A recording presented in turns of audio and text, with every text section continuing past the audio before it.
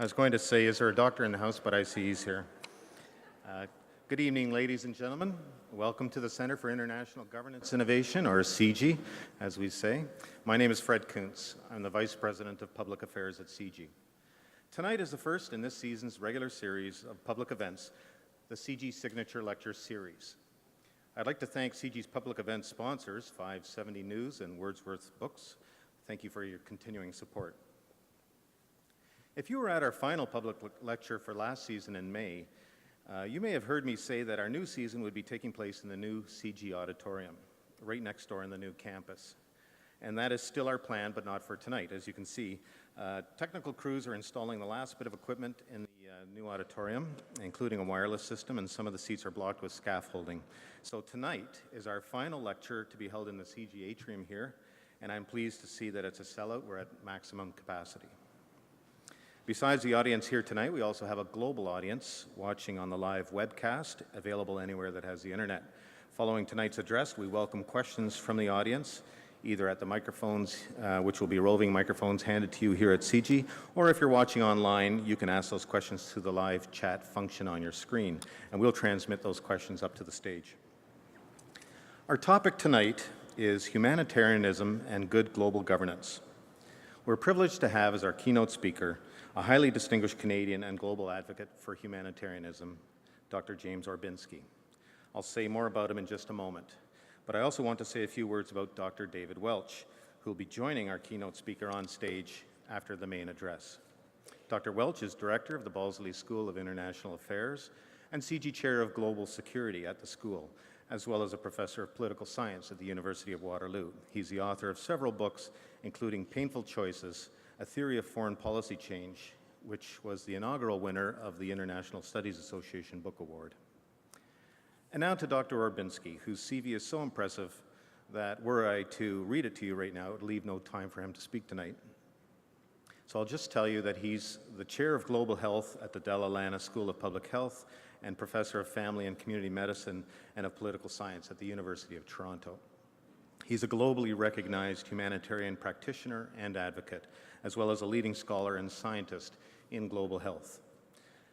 After extensive field experience with Médecins Sans Frontières, or Doctors Without Borders, Dr. Orbinski was its president from 1998 to 2001. And in 1999, he accepted the Nobel Peace Prize awarded to MSF for its pioneering approach to medical humanitarianism. For his leadership in Rwanda during the 1994 genocide, Dr. Orbinski was awarded the Meritorious Service Cross, Canada's highest civilian award. He's a member of the Order of Ontario and an officer of the Order of Canada. He's also a senior fellow at the University of Toronto's Massey College and at the Munk School of Global Affairs.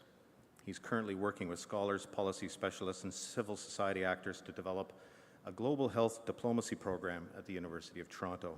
So please welcome now Dr. James Orbinski.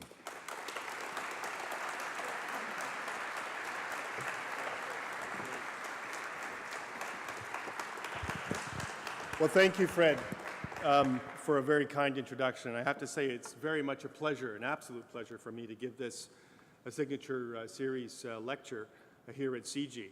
This is CIGI's 10th year, and it's now very much an internationally recognized think tank that can very clearly and very squarely answer yes to the question, can think tanks make a difference?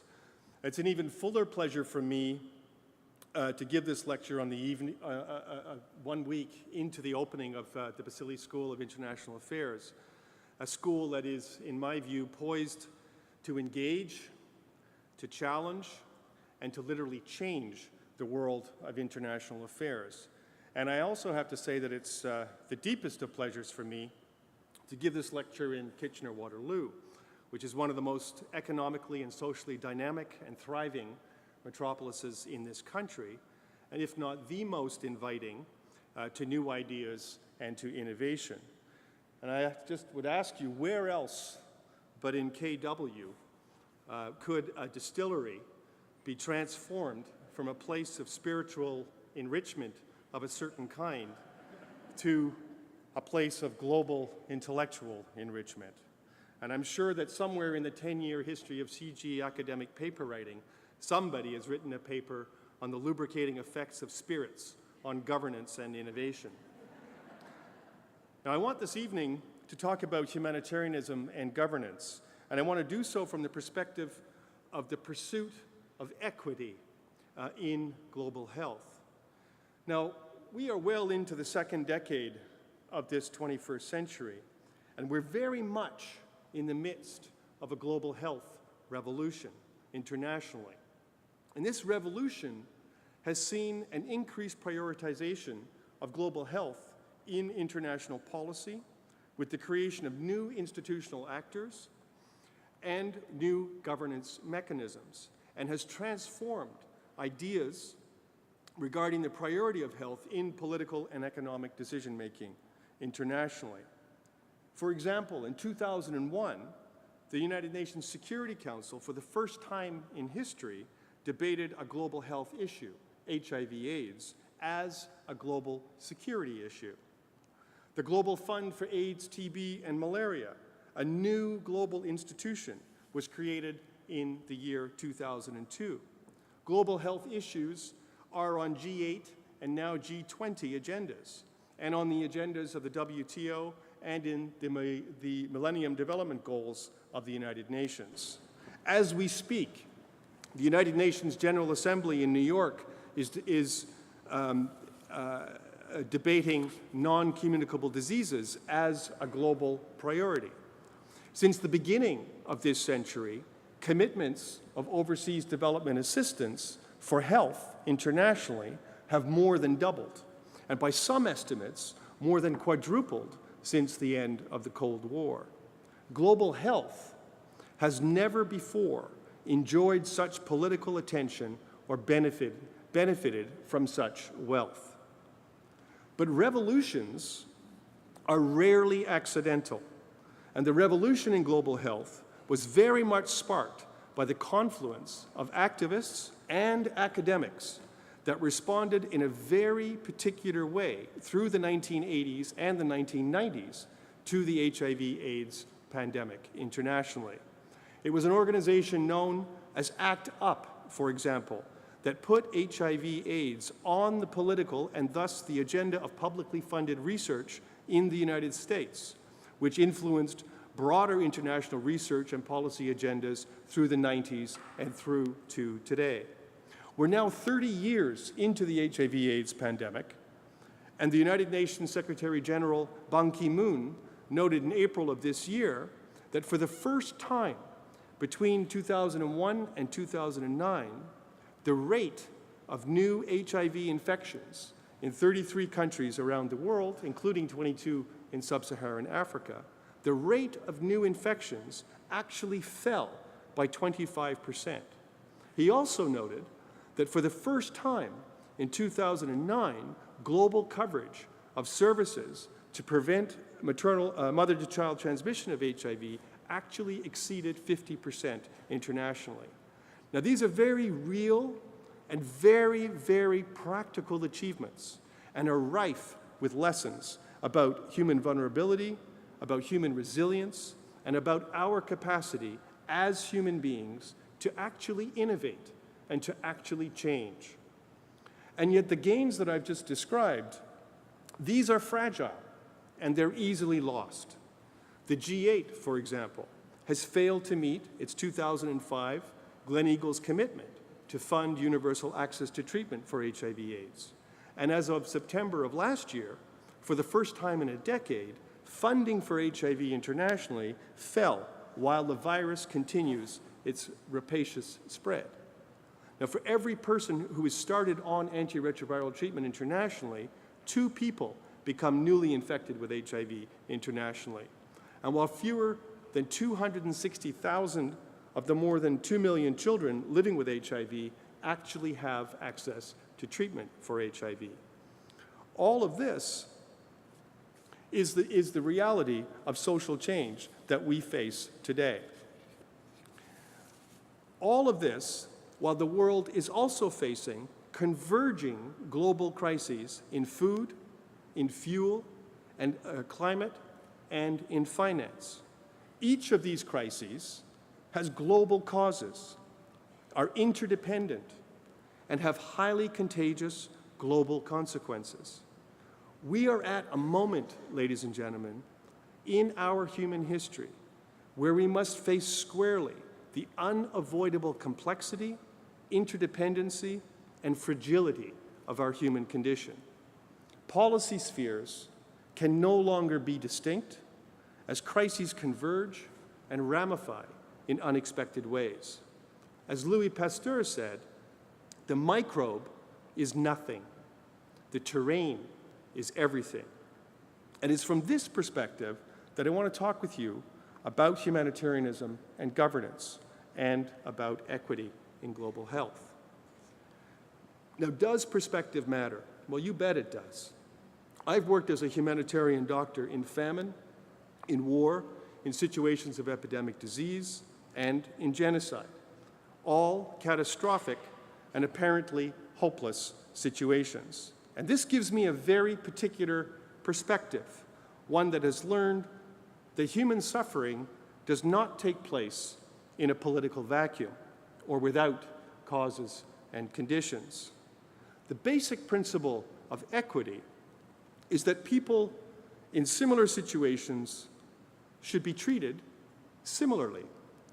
And from a health perspective, it requires that no distinction exist on grounds such as race, gender, ethnicity, religion, or economic status.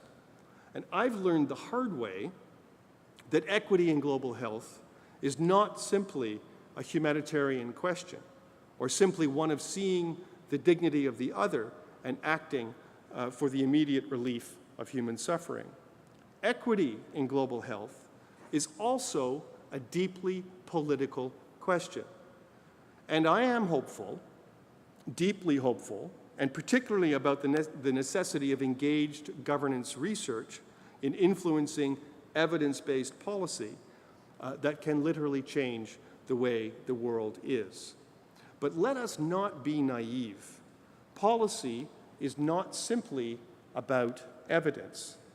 It's also about politics, which was once famously defined as the social processes that determine who gets what, when, and how. And here, how we understand governance and frame evidence, this matters, and matters a lot. And I'm especially hopeful about our capacity as human beings for the right kind of politics. And yet I know from bitter experience that, like humanitarianism, politics is an imperfect human project, except, if you'll forgive the colloquialism, when we believe the delusion that politics is perfect. Now, in Rwanda, in 1994, I was Médecins Sans Frontières, or Doctors Without Borders, head of mission in Kigali, which is the country's capital city. And I was there as a humanitarian doctor. And it was a place with a very particular kind of politics. It was the criminal politics of genocide. It was a brutal, horrible time. A place of rational, state-planned evil. And over 1 million people, virtually all of them Tutsis, were butchered to death in 14 short weeks. And bodies literally filled the streets of the capital city, and the gutters alongside a hospital that we managed to keep open, those gutters literally ran red with human blood.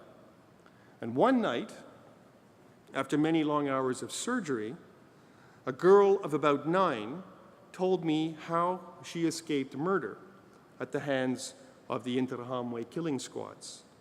And through an interpreter, the little girl told me, and I'm going to quote here, she told me, "My mother hid me in the latrine. I saw through the hole. I watched them hit her with machetes, and I watched my mother's arm fall into my father's blood on the floor, and I cried without noise in the toilet." Now, throughout the country of Rwanda, parents often paid to have their children shot in open pit latrines, rather than to see them murdered by being hacked to death with a machete. And for years before the genocide, the French government trained and armed Rwandan soldiers. And all the way through the genocide, the French supplied them with arms, with mercenaries, and with military intelligence. MSF and others repeatedly called for UN military intervention, but the international community failed to act. And Belgium, France, the United States actively worked to paralyze the United Nations Security Council, which abandoned the UN peacekeeping force led by General Dallaire that was already on the ground. And each of these countries knowingly pursued their foreign policies through genocide. And the genocide was politics as we chose to live it. Now, how do you have hope in the face of genocide? How do you see possibility?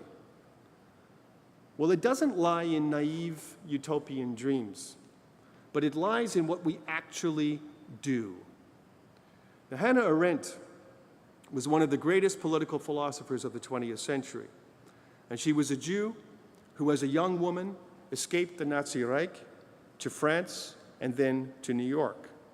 And she said, after many, many years of trying to understand how was it possible that in the great history of Western political reality, how was it possible that totalitarianism could have risen in the 20th century? A totalitarianism of the Nazi Reich and a totalitarianism of Stalin's communist Russia. She said, after many long years of thinking about this problem, she said that the first political act is not to claim your rights. The first and most important political act is to speak. Now, many have described genocide and similar human cruelties as unspeakable, but they are as unspeakable as they are undoable. As human beings, we do genocide, and doctors cannot stop this crime. The little girl that I told you about, she had no voice, but we had a responsibility to speak out against what we knew. And we did speak. We spoke with a clear intent to rouse the outrage of public consciousness around the world and to demand a politics that pursues justice by putting the dignity of the victim at its center. Now, when the genocide ended in 1994, there was no such thing as an international criminal court. In 2002, a mere 8 years later, the International Criminal Court came into being. And it has since issued many arrest warrants for alleged war criminals and has several significant convictions. 2 years ago, it issued an arrest warrant for Mr. Omar al-Bashir, the president and the sitting head of state of Sudan. And he's charged with intentionally directing attacks against civilians, with pillage, with murder, with extermination, with forcible transfer of civilians, with torture, and with the use of rape as a weapon of war in the region of Darfur. Now, the creation of the International Criminal Court is a seminal and imperfect human achievement. Now, for the first time in human history, those individuals who violate the laws of war can be held to account if their own governments fail to do so. Now, the International Criminal Court came into being because of the outrage of citizens like you and me who listened to what was spoken by organizations like Médecins Sans Frontières, Oxfam, Amnesty International, and thousands of others in churches, in schools, in community clubs, and on university campuses, and in think tanks like this around the world. They acted, they organized, bringing together academics, jurists, some of the best political and legal minds in the world, They engaged in rigorous public debate and policy analysis, and they explored alternatives in that messy and imperfect process called politics. All spoke, all listened, and demanded a better politics. They sought out courageous politicians who came to the point where it was impossible to ignore the voice and the choice of citizens. Against all odds, against all naysayers, and against all pessimists, as human beings, we did invent the International Criminal Court. And now, even with its current imperfections that must be corrected, including the fact that China, India, Russia, and the United States have not yet signed its statutes, it is absolutely clear that no one, not even a sitting head of state, can claim to be above the law. Now, in January of the year 2000, I was in South Africa at an MSF AIDS clinic, and I was examining a 20-year-old man.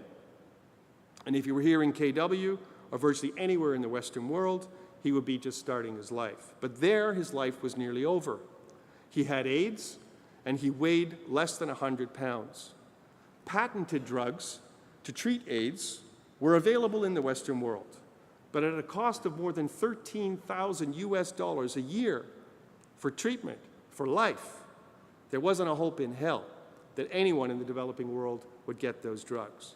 Now, the young man had an AIDS-related pneumonia, and he was so weak that his mother and his grandmother had to help him up onto the examining table. And as he sat there gasping for air, he asked me some very simple questions, questions that get to the heart of inequity around the HIV/AIDS pandemic. He asked me, and I'm going to quote again, "Why do you come here with only kindness when what I need is medicine to stop this AIDS? Your kindness is good, but it will not help this AIDS. They have such medicines in your countries. Why not here in South Africa for people like me?" Now, as you know, AIDS is a fully treatable disease. It's as treatable as diabetes. And yet today, 25 million people have died of the disease worldwide, and over 33 million people live with HIV infection, and under current projections, at least 48 million more will be infected by 2020. And almost all of those people are in the developing world. Now, how do you have hope in the face of an epidemic like HIV/AIDS? How do you see possibility when charity is simply not good enough? Well, at that clinic in South Africa, MSF, in a public act of civil disobedience, was about to begin treatment by publicly and illegally importing AIDS drugs into South Africa. It was in listening and in seeing the dignity of people like this young South African man that MSF began its Access to Essential Medicines campaign. As then president of MSF, I had the privilege of launching that campaign. And that campaign was a challenge to a failing politics. We acted, and we were not alone. We mobilized a coalition of citizens groups from around the world. We publicly shamed pharmaceutical companies and governments that supported the privilege of profit over people's right to exist. We pooled our purchasing power and bought generic versions of AIDS drugs, and by 2001, we had brought the market price for the treatment of AIDS down from over $13,000 for patented versions of antiretrovirals to less than $200 for generic versions of exactly the same drugs. And today, 10 years later, that cost is $64 for a year's worth of antiretrovirals. And the companies that make these generic antiretrovirals are making a very healthy profit. And by the way, many of those companies are now owned by the multinational pharmaceutical industry. And against all odds, against all naysayers, and against all pessimists, there are today more than 6 million people on full treatment for HIV in the developing world. And despite the apparently most dire of predictions, the pharmaceutical industry did not collapse. Now, the problem that we were confronting then was not only about access to existing drugs for AIDS. Some 15 million people die every year from largely treatable or neglected tropical diseases. And over 1 billion people suffer from neglected tropical diseases for which there is virtually no drug research and development. And the problem, in the very simplest of terms, is that the needs of poor people, who by definition have very little purchasing power, do not translate into a return on investment for pharmaceutical corporations. Now, this is both a failure of the market and it's a failure of public policy. In response, MSF created the DNDI, which is the not-for-profit Drugs for Neglected Diseases Initiative.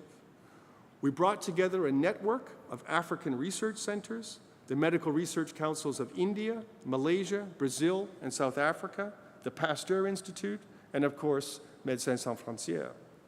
The DNDI was launched in 2003. I was chair of the working group that put it together, and its first drug, a fixed-dose combination anti-malarial, was released in partnership with Sanofi-Aventis, a major pharmaceutical company, in March of 2007. A second fixed-dose combination was released in 2008, and a new treatment for African sleeping sickness was released this year, and the DNDI has 17 other drugs under development. The drugs that we have already developed and released are now available and have literally saved millions and millions and millions of lives. Now, how did this happen? Well, we saw the dignity of our patients. We refused to accept the unacceptable. We pursued equity. We engaged in a rigorous policy analysis. We brought together the best minds in the world to focus on a proper analysis of the international pharmaceutical market, a proper analysis of the R&D drug development process, and a proper business plan for the creation of the DNDI. The campaign that I've talked about, the Drugs for Neglected Diseases Initiative, and others like it in recent years, have literally changed the very face of global health, and very much have changed our conception and our practice of equity, literally forever. Now, Hannah Arendt also wrote, quote, that we are not born equal. Equality and equity are the result of choice and of human organization. And yet for billions of people today, the lack of equity is a politically determined choice. Today in Canada, life expectancy, if you're born today, is 80 years. In sub-Saharan Africa, average life expectancy is only 46 years, or nearly half of that of a Canadian or an American. In our world of 7 billion people, 3.8 billion, or more than half of all of the people on the planet, live on less than $2 a day. $2, that's it. And in 2009, more than 100 million people were added to the already 900 million for a total of 1 billion people, 1 in 7 on the planet, who now go to bed hungry every single night. In 2008, hungry people deposed the Prime Minister of Haiti a year before the devastating earthquake, and in the same year, hungry people rioted in at least 60 countries because of rising food costs. The director of the United Nations Food and Agriculture Organization, Jacques Ziouf, said recently, quote, 1,000 million empty bellies accuse us and shame us and are a threat to world peace and security. And he's right on all counts. This is our world, ladies and gentlemen. And for more than half of us on the planet, daily life truly is nasty, brutish, and short. Now, a few months ago, I was back in Malawi with Dignitas International, which is a new organization that I and another Canadian, James Fraser, started in 2004.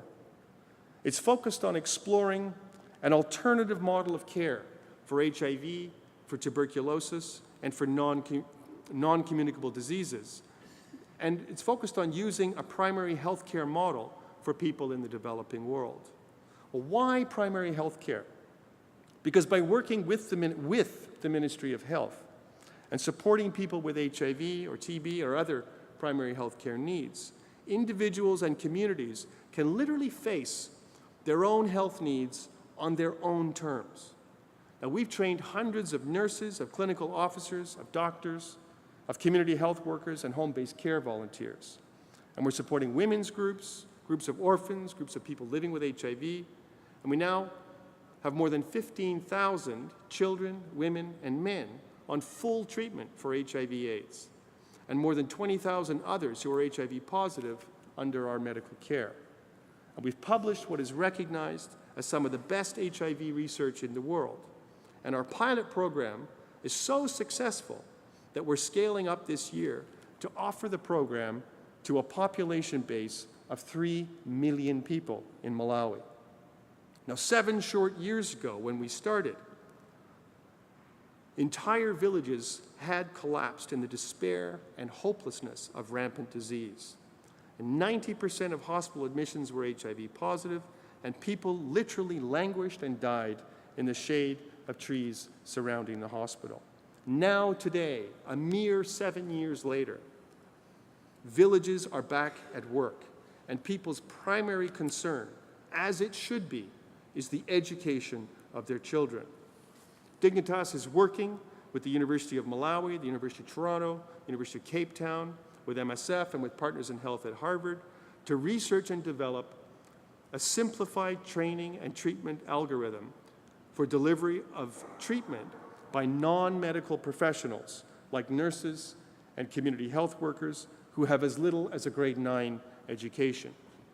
Now, as you well know, just because you're not educated does not mean you're not smart.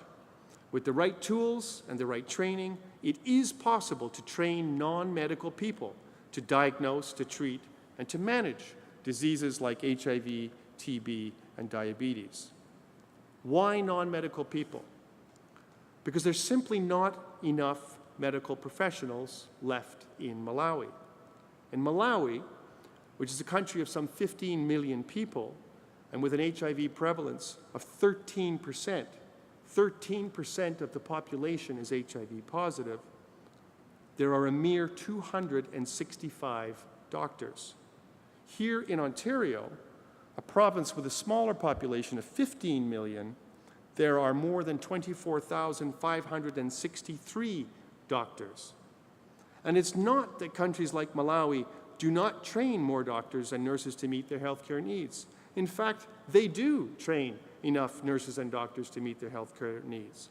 The problem is that we don't.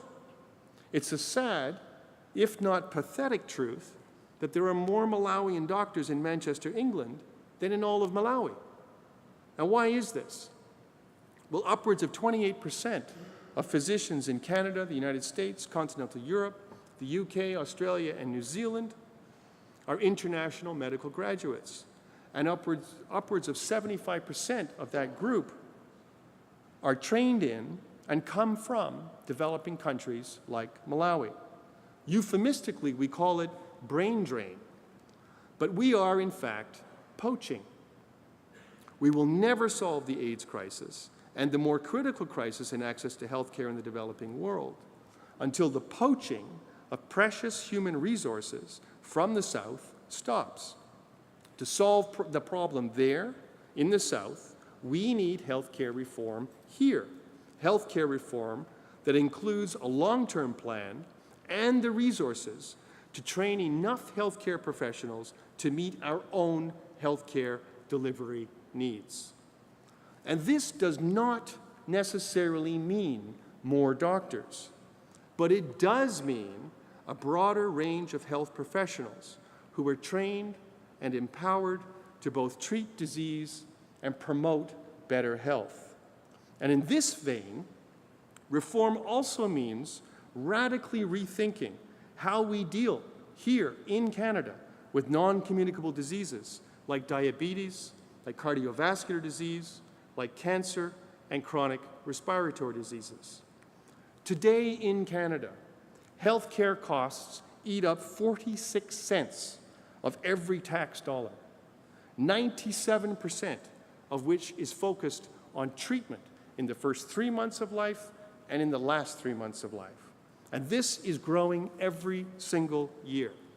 It is completely unsustainable, and if equity is to have any practical meaning, we have a problem, and we have a big problem that we must confront.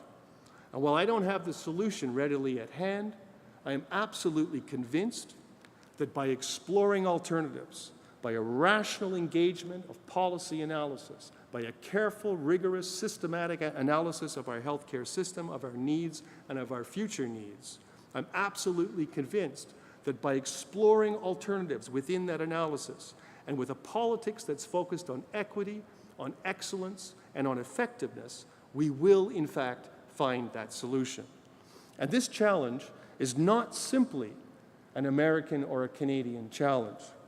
I mentioned earlier that as we speak today, heads of state are gathering at the United Nations in New York, not simply to focus on the Israeli-Palestinian question, but also to focus on the now global epidemic of non-communicable diseases. These are responsible for 36 million annual deaths around the world, and 80% of which occur in the developing world. And they're on the rise, disproportionately affecting poor people in rich countries and rich people in poor countries. The World Heart Federation, the International Diabetes Foundation, and the Union of International Cancer Control, and the International Union Against TB and Lung Disease, all non-government organizations, have mobilized some 880 other non-government organizations in more than 170 countries. These organizations have worked with the WHO, and this alliance is at the forefront of efforts to address the rising burden of non-communicable diseases in the global health and development agendas. They have been at this now for some 12 years, creating, mobilizing, building this coalition so that today at the United Nations, the possibility of a broad policy agenda with very specific benchmarks is now a reality. This is a critical opportunity for the broader health community to lead in radically shifting our near singular focus on treatment to a broader focus on health promotion, on healthy eating, on access to essential medicines, on embracing exercise, on healthy cities and built environments, and on alternative funding models for health that make both health promotion and access to treatment the concern of all healthcare professionals nationally and internationally. Now, some of the global health outcomes that I've described over the last half hour, these outcomes that are actual, that are imperfect, or outcomes that are emergent, these have developed from a humanitarian and an equity-oriented conception of global health. They've been posed, if you will, by forces from below that must be resolved in an ongoing give and take, or dialectic in the formal academic language, with forces from above. They do so in a real-time dynamic relationship that's both public and that's rooted in sound analysis and evidence. And it's also rooted in a willingness to engage in the creation of alternatives. And this process can gradually alter the governance architecture that exists to govern global health, or to engage government where that architecture does not exist.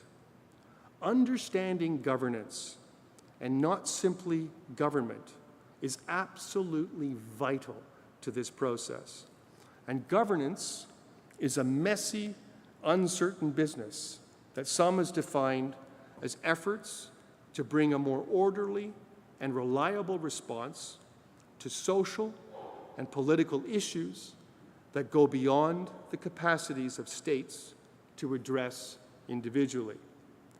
Governance implies the absence of central authority And it also implies the need for collaboration or cooperation among governments and others to seek common practices and goals in addressing global issues. And today, the myriad of actors requiring and demanding governance in global health include not simply states and their ministries of health, but intergovernmental UN organizations like the WHO and the United Nations Development Program, international institutions that lie outside the formal UN system, like the World Bank, the International Monetary Fund, or the WTO, or non-government organizations, so diverse now in their nature and number that they're sometimes categorized as INGOs, or international NGOs, or BINGOs, which are business-initiated NGOs, or LINGOs, which are little NGOs, or LONGOs, which are labor-organized NGOs.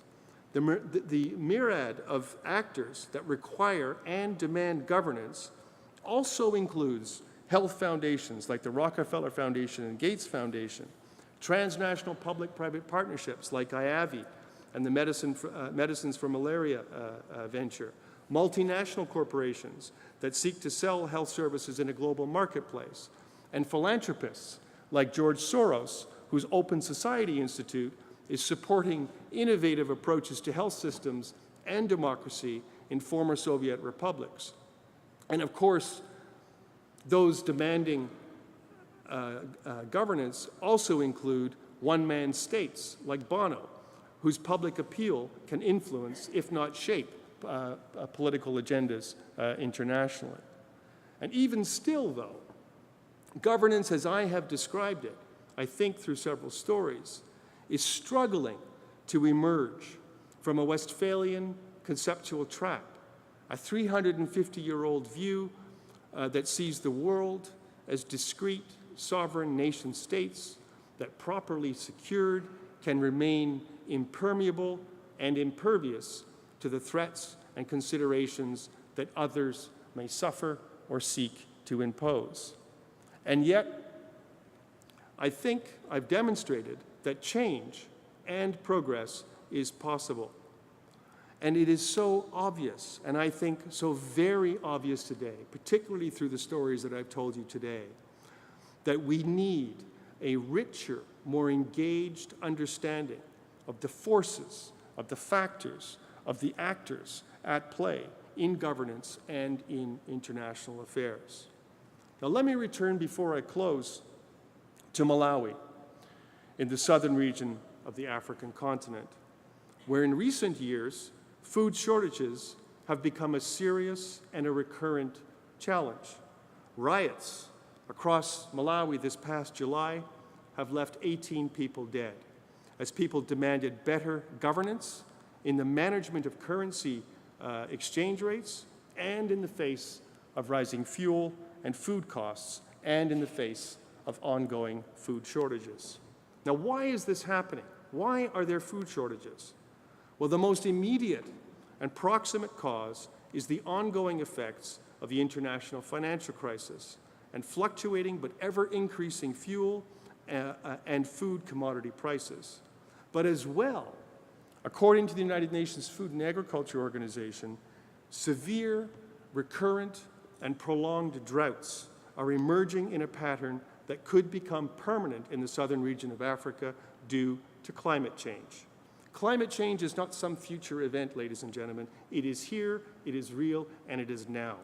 Climate change is also a critical factor in the famine. It's not the only factor, but it's a critical factor in the famine that now leaves 13 million people at risk in Somalia and the Greater Horn of Africa. A mere 10 years from now, that is not a long time. Crop yields in some parts of Africa are expected to drop by 50%, and water stresses could affect as many as 250 million Africans. And exactly the same process is true for Central America and for Southeast Asia. And the same process, by the way, is underway in the Midwest of the United States. In North America, West Nile virus, never seen before the year 2000, has infected more than 21,000 people, and it has killed more than 800 people in the United States and here in Canada. Our government, the Canadian government, has warned that our country might eventually experience yellow fever and malaria. Lyme disease has moved up north through the United States, and dengue fever is following, all because of climate change. Indeed, The Lancet, the most prestigious medical journal in the world, has recognized that climate change is the greatest threat to global health in the 21st century. We come full circle, ladies and gentlemen, when we realize that it is climate change that drives competition for access to decreasing water and access to decreasing arable land in Darfur, Sudan, and that leads today to war crimes, to crimes against humanity, and to slow-motion genocide. Now, each of the challenges that I've touched on tonight are complex, are fed by interdependent crises, are local and global in their causality and their scope, and are without a doubt formidable. And yet I know that as human beings, we are capable of extraordinary and yet always imperfect things. Whether it's justice in the face of genocide, the creation of the International Criminal Court, access to life-saving medicines or antiretrovirals for HIV, new research for new treatments for neglected tropical diseases, dealing with hunger, the ongoing and new challenges faced by AIDS, primary health care, new attention to health promotion around non-communicable diseases, new funding models for health, or climate change. The right kind of change is possible. We, as human beings, are capable of this. But how does one see possibility? Well, as I said earlier, it does not lie in naive utopian dreams. It lies in what we do. The most innovative and politically transformative ideas in the pursuit of greater equity of the last 200 years have been driven by engaged citizens who acted, however imperfectly, to explore and create alternatives. The abolition of the slave trade, the emergence of labor, children's and women's rights, civil rights for African Americans, reform of the post-World War II and the post-Cold War rules of war, the environmental movement, the global health movement, some of which I've told you about tonight. These are each examples of transformative political ideas that are rooted in notions of equity. Each began as a lost cause, and however imperfectly, has achieved practical outcomes that surpass those of the prior world.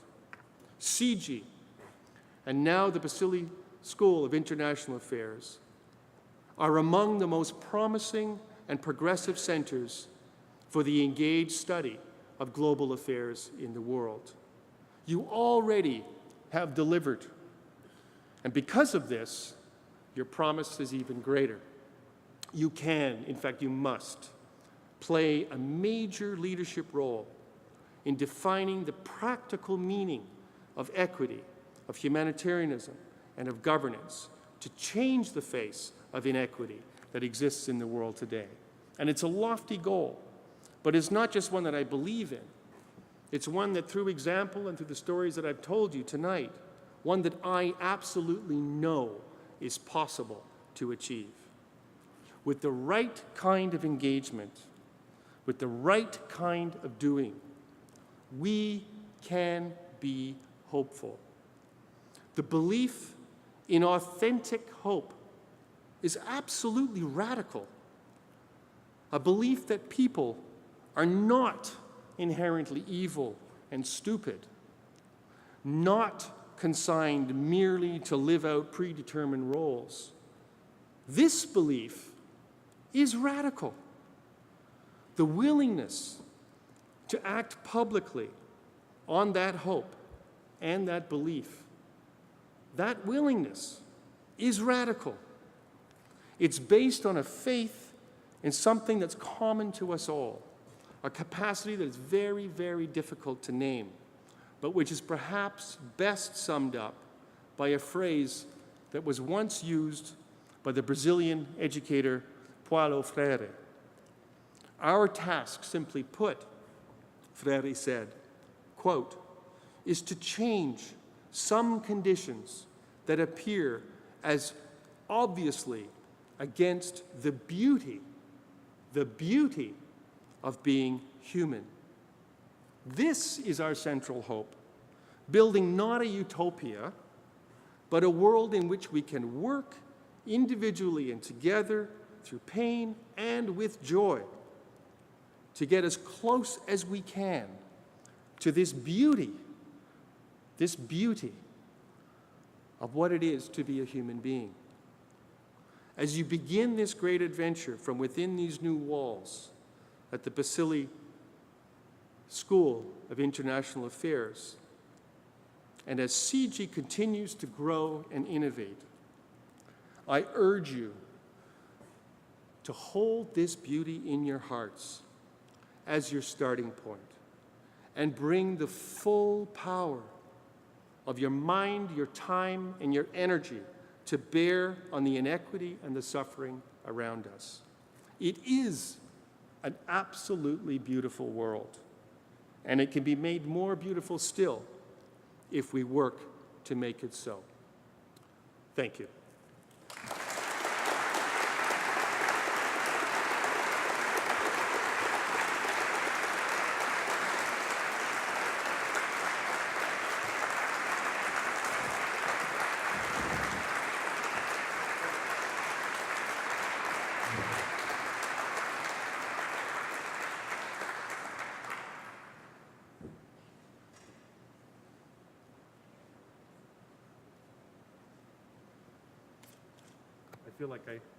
I feel like I should be saying, beam me up, Scotty. Put this on. There we go. Well, I hope everyone can hear us. Well, I'm sure I speak on behalf of everyone, James, when I say it's a real treat and a delight to have you visiting here today and being our inaugural CIGI Signature Lecture Series speaker for this academic year. Some of you in the audience will know that in a technical sense, James was actually my student once upon a time. He finished a difficult stint with MSF and decided to do a master's degree in international relations at the University of Toronto.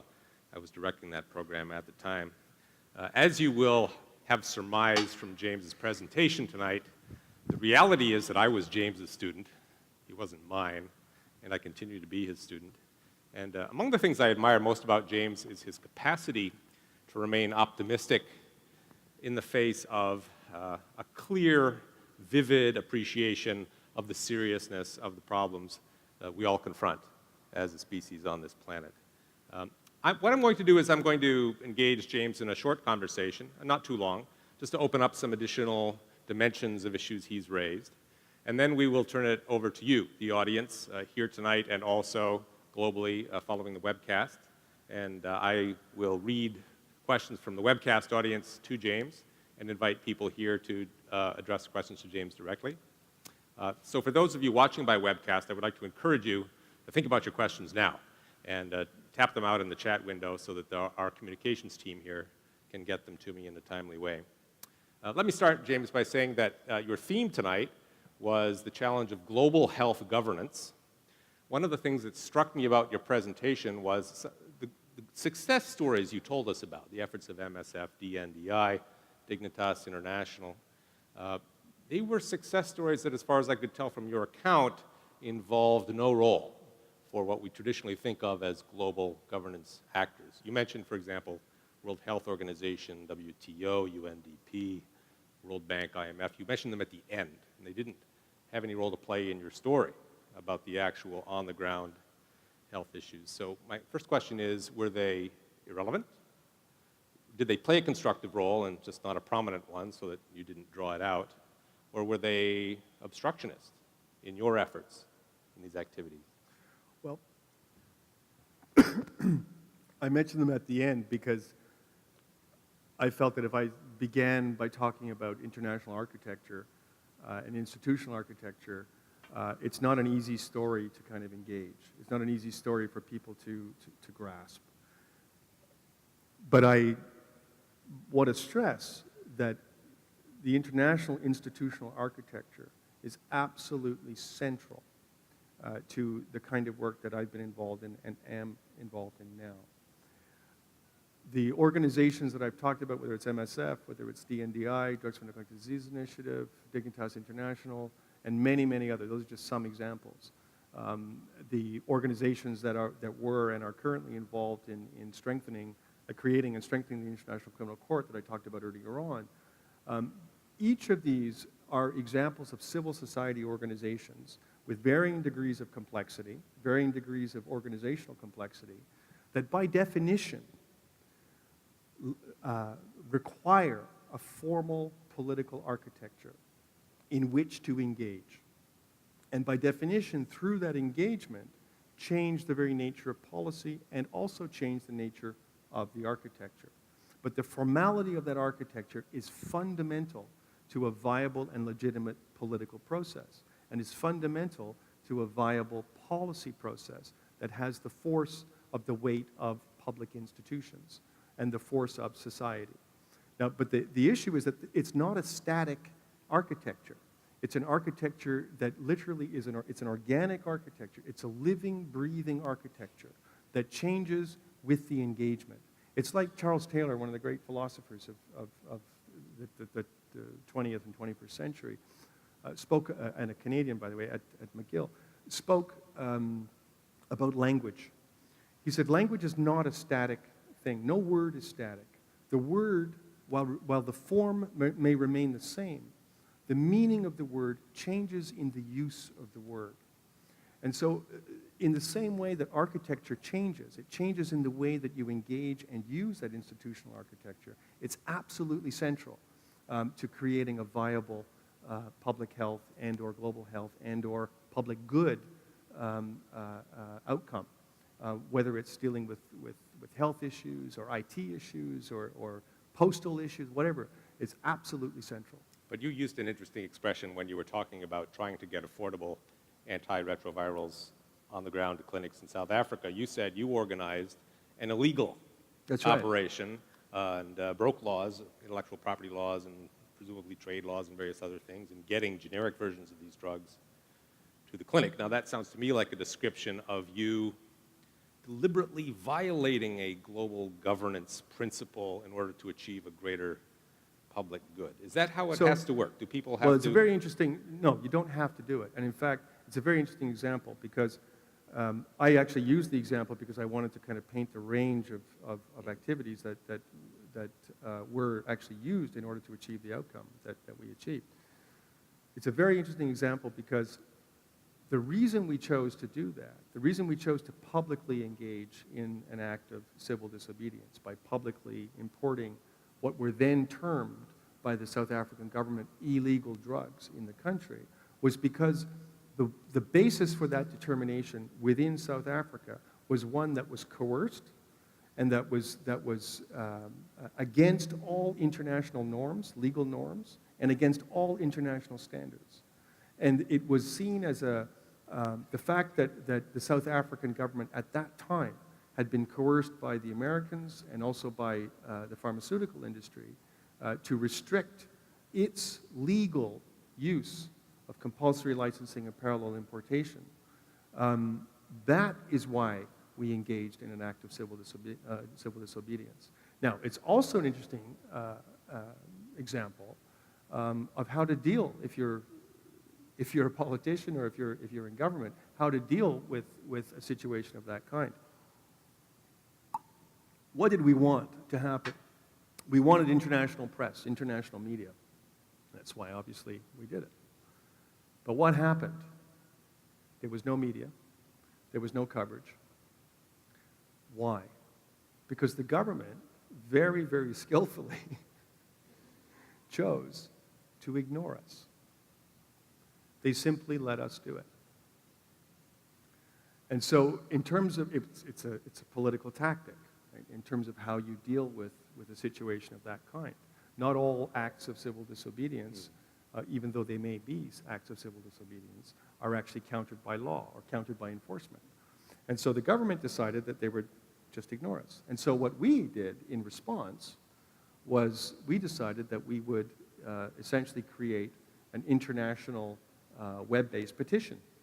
It was one of the first web-based petitions in the world, in fact, that would essentially highlight the issue, not that the South African government had ignored us, but that the South African government was being put in a position where it was not allowed, it was being coerced into a position where it could not use parallel importation or compulsory licensing to get generic drugs to treat an epidemic that was literally devastating its country. And that campaign, that petition, was the game changer in the whole issue of access to essential medicine. Do you think you socialize these global governance actors, such as the WHO and UNDP, to start thinking differently? Absolutely. Absolutely. So it does take civil society innovators sometimes. Absolutely. Have you seen any evidence of innovation from the top? People from these organizations innovating in a constructive way to promote public health equity as you understand it? I think there are some examples, but they're very hard to come by. And they usually require they usually depend on individuals who are extremely well informed and people who see an issue from a broader perspective. I'm struggling actually to find an example. I can't easily find. Perhaps epidemic management, SARS or H1N1. That actually, SARS and H1N1 innovation in terms of how we actually dealt with those epidemics was not driven by a state system or by institutions. Right. Were driven actually by scientists. Right. Working in collaboration and working ahead of the architecture at the time. In fact, at the time, created the architecture to deal with new knowledge in real time. And then that, for SARS, became the formalized architecture under international regulations for H1N1 and actually led to regulatory change, international regulatory change around infectious disease control. Very interesting. One of the things you said that struck me a great deal was your remark that there are more Malawian doctors in Manchester than in Malawi. I've also heard, I could be wrong, you can probably correct me if I am wrong, but I've also heard that despite the food shortages in Malawi, Malawi continues to export food to South Africa, and in fact, the best produce and the best meat often finds its way to South African markets. Now, the prevailing economic consensus for the past several decades has been if you liberalize trade and movement of people, you open borders, everybody will be better off in the long run. You used the word poaching the talent of developing country people. I'm wondering if any part of your story leads us in the other direction, that perhaps we ought to think about making borders less porous in some respects rather than more. There's a couple of issues there.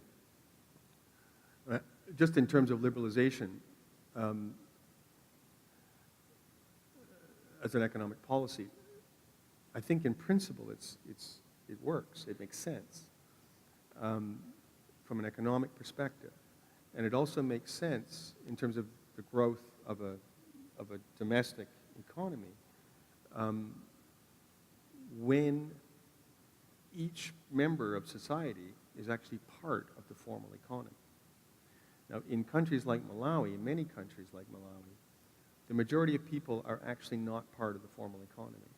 They're actually part of a barter economy, and they engage in the formal economy only at harvest time, when they actually sell their crops to market. So the issue of one of the fundamental issues is sustainable agricultural practices as a policy, as a government policy, for people who are outside of the formal economy. And the more you bring people into an engaged agricultural, sustainable agricultural practice, the more you actually bring people into the formalized economy. And when you do that, then the norm, then the theory, if you will, on which a market-based economy is rooted, actually becomes something that is relevant. The problem in so many circumstances is that there are market failures, and there are also public policy failures. And I talked about, for example, access to essential medicines is a good example of a market failure and also of a public policy failure, and the lack of research and development for neglected tropical diseases as both a market failure and a public policy failure. What do you do in those circumstances? That requires a societal intervention. That requires the creation of a public good. And whether it's the building of, for example, a national railway, as we did here in Canada, whether it's the building of highways, whether it's the building of a defined broadband internet pathway, whether it's the building of airports, or there are many, many other examples, education, whether it's healthcare. These are public goods that require, in the first instance, massive public investment to actually create either the regulatory framework or the actual physical manifest architecture for delivery of the good. As time goes on, they don't necessarily require continued public investment. It is possible to privatize certain elements of that. But in the first instance, you need massive public investment to create the good or the architecture that becomes manifest to provide the service of the good. So it's a way of thinking about governance. It's a way of thinking about the relationship of government to the private sector, to the citizen. And it's a way of thinking about structuring that relationship to achieve very particular outcomes that are goods, that are recognized as goods, and that obviously improve the quality of life and safety and security of society at large. We certainly do ask governments to provide public goods for us. That's one of their chief jobs. And there is no global government. And you also know that public health issues vary from country to country and region to region. So one obvious concern is, how do you get, say, governments in Canada or the United States to think globally about public health if, for example, any particular dollar they spend on promoting HIV/AIDS treatment in sub-Saharan Africa would come at the cost of $1 less being spent on, right, say, breast cancer? Yeah, it's not an easy, it's not an easy challenge. Would you want to make that argument? Would you want to say that Canadians and Americans really should value HIV/AIDS in sub-Saharan Africa this much more, and breast cancer and heart research this much less? Yeah, I think it's the wrong way of formulating the problem. Not all things are equal in time and space. The great challenge is, if you don't like what the government's doing, then change the government, right? It's a democracy, and in principle, that's what we have.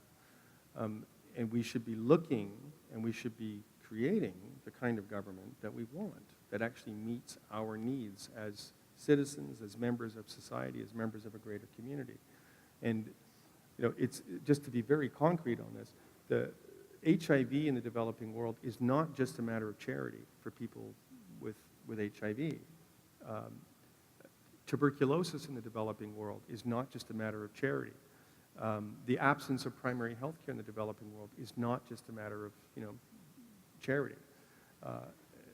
These are matters of our public health. The failure to deal effectively with tuberculosis in the developing world, and tuberculosis is a fully treatable disease. In 9 to 12 months, you can treat and cure tuberculosis. And that treatment's been around for 45 years. But the failure for $40, by the way, very cheap. The failure to actually do that means the emergence of drug-resistant strains of tuberculosis, MDR, multiple drug-resistant tuberculosis, which now there are at least 500,000 cases of multiple drug-resistant tuberculosis in the world. And I have actually personally treated a case of multiple drug-resistant tuberculosis in downtown Toronto. Now, that has happened because of our failure to deal with MDR-TB, as it's called, in the developing world.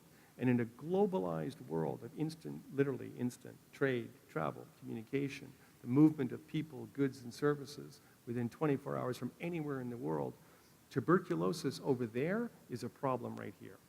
And if it's not properly dealt with over there, and if you have emergent strains of MDR-TB, and now emergent strains of what are called XDR-TB, extensively drug-resistant tuberculosis, which is 100% fatal in anyone who's HIV positive.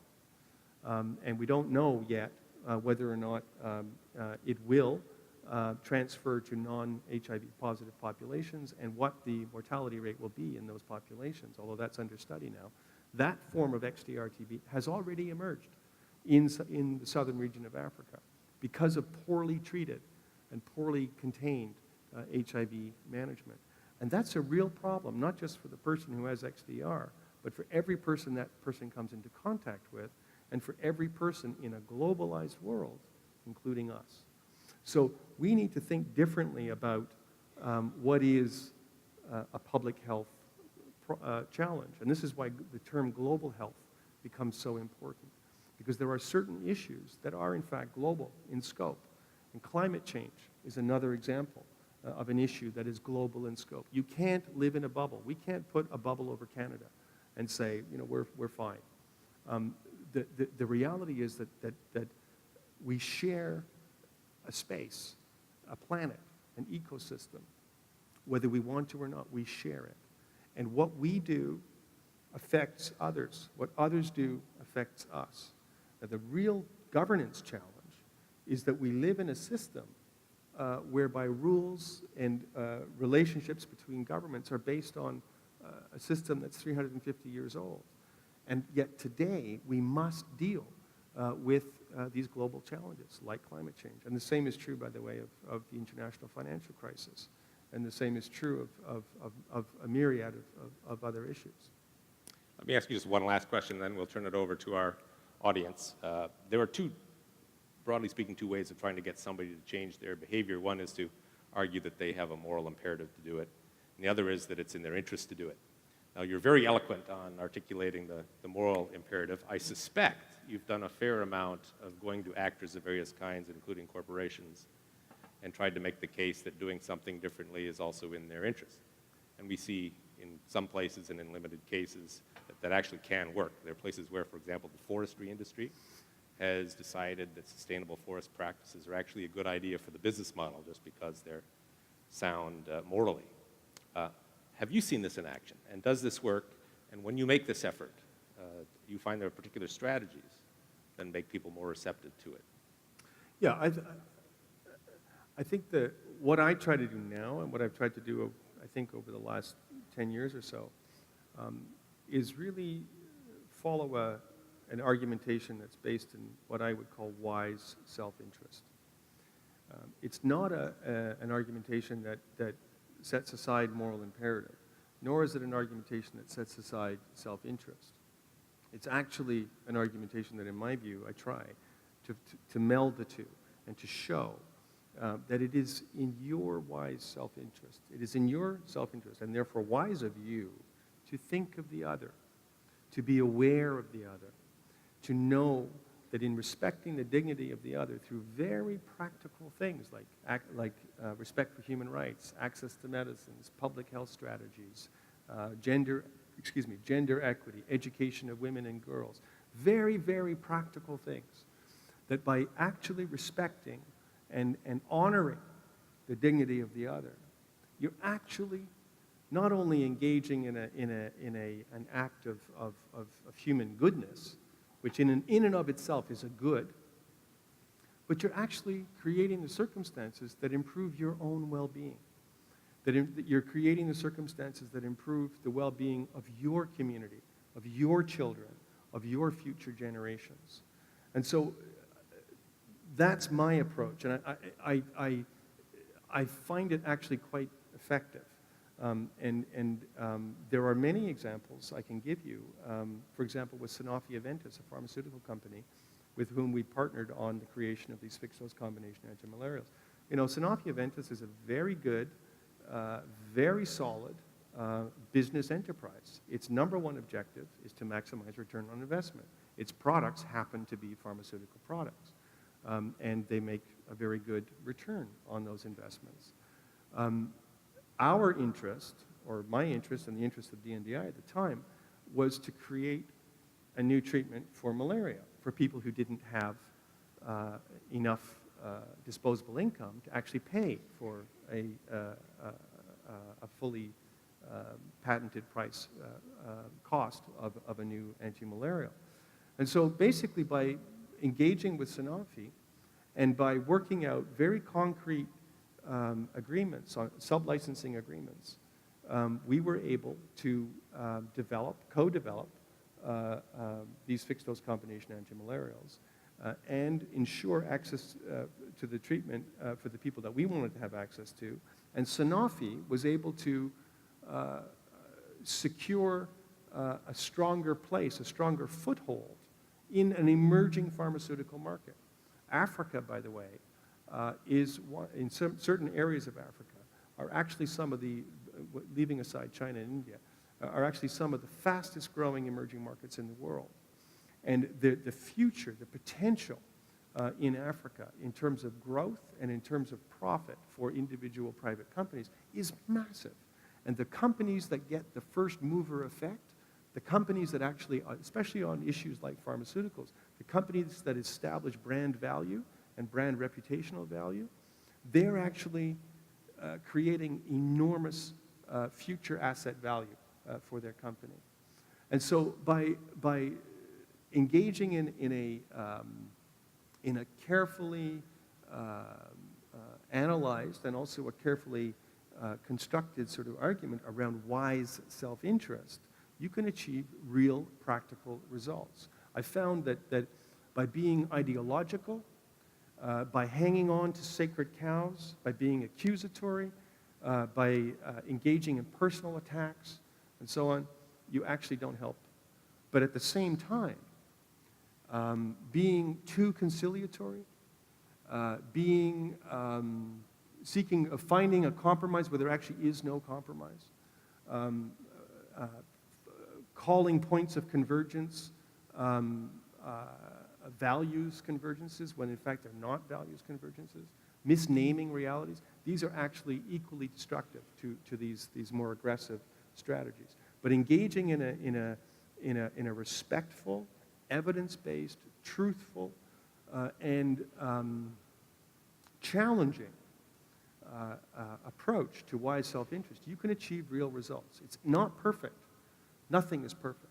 But you can achieve meaningful results and move forward. Very good. Well, thank you, James. Let's open it up to questions from the audience. I understand we have some microphones going around, so if you're interested, please raise your hand and we'll get you a microphone. If you have a question you'd like to pose via chat from the webcast, please do that. If you can pose a question in 140 characters or less, you can message me directly on Twitter at David A. Welch, and I'll have a look and see if anybody wants to ask a question that way. We'll start with a couple of questions. Question from Lena, watching from Toronto. Dr. Orbinski has outlined the overwhelmingly convoluted face of global health challenges faced today. What advice can you give to a medical student wanting to learn more about global health and getting involved in the hopes of someday being able to join others in effecting change? Well, I would be as concrete with my advice there as I am with the examples that I've given earlier. Learn a skill. Global health is a concept that's made up of very practical questions, issues, and challenges. To address practical questions, issues, and challenges, you need to know something about something. You've got to be able to offer something concrete in terms of knowledge, in terms of skill, or in terms of your ability to engage in research or whatever. So learn a very practical skill. Don't miss the preciousness of the opportunity that you have as a medical student. It is a rare, precious, precious time. And it's not just medicine. It's in any endeavor, whether it's an undergraduate education or a graduate education. It's a precious, precious time to literally learn, to take in the knowledge that has come before you and to formulate that, to take in, hopefully with good professors, and to formulate your own conception of the world that's framed with a certain wisdom. To me, that's what knowledge is. It's a way of structuring a way of structuring knowledge that allows you to apply it in a very, very practical way. Acquire that. The other thing I would say as a medical student or as an undergrad or even a grad student, anyone interested in anything international, you've got to do three things. One is learn something. You've got to master a domain of knowledge or skill. So I've talked about that. The second is not everybody in the world sees the world the way you see the world. In fact, most people in the world don't see the world the way you see the world. There's 7 billion of us. There are 7 billion different ways of seeing the world. There are many, many languages. Learn a second language.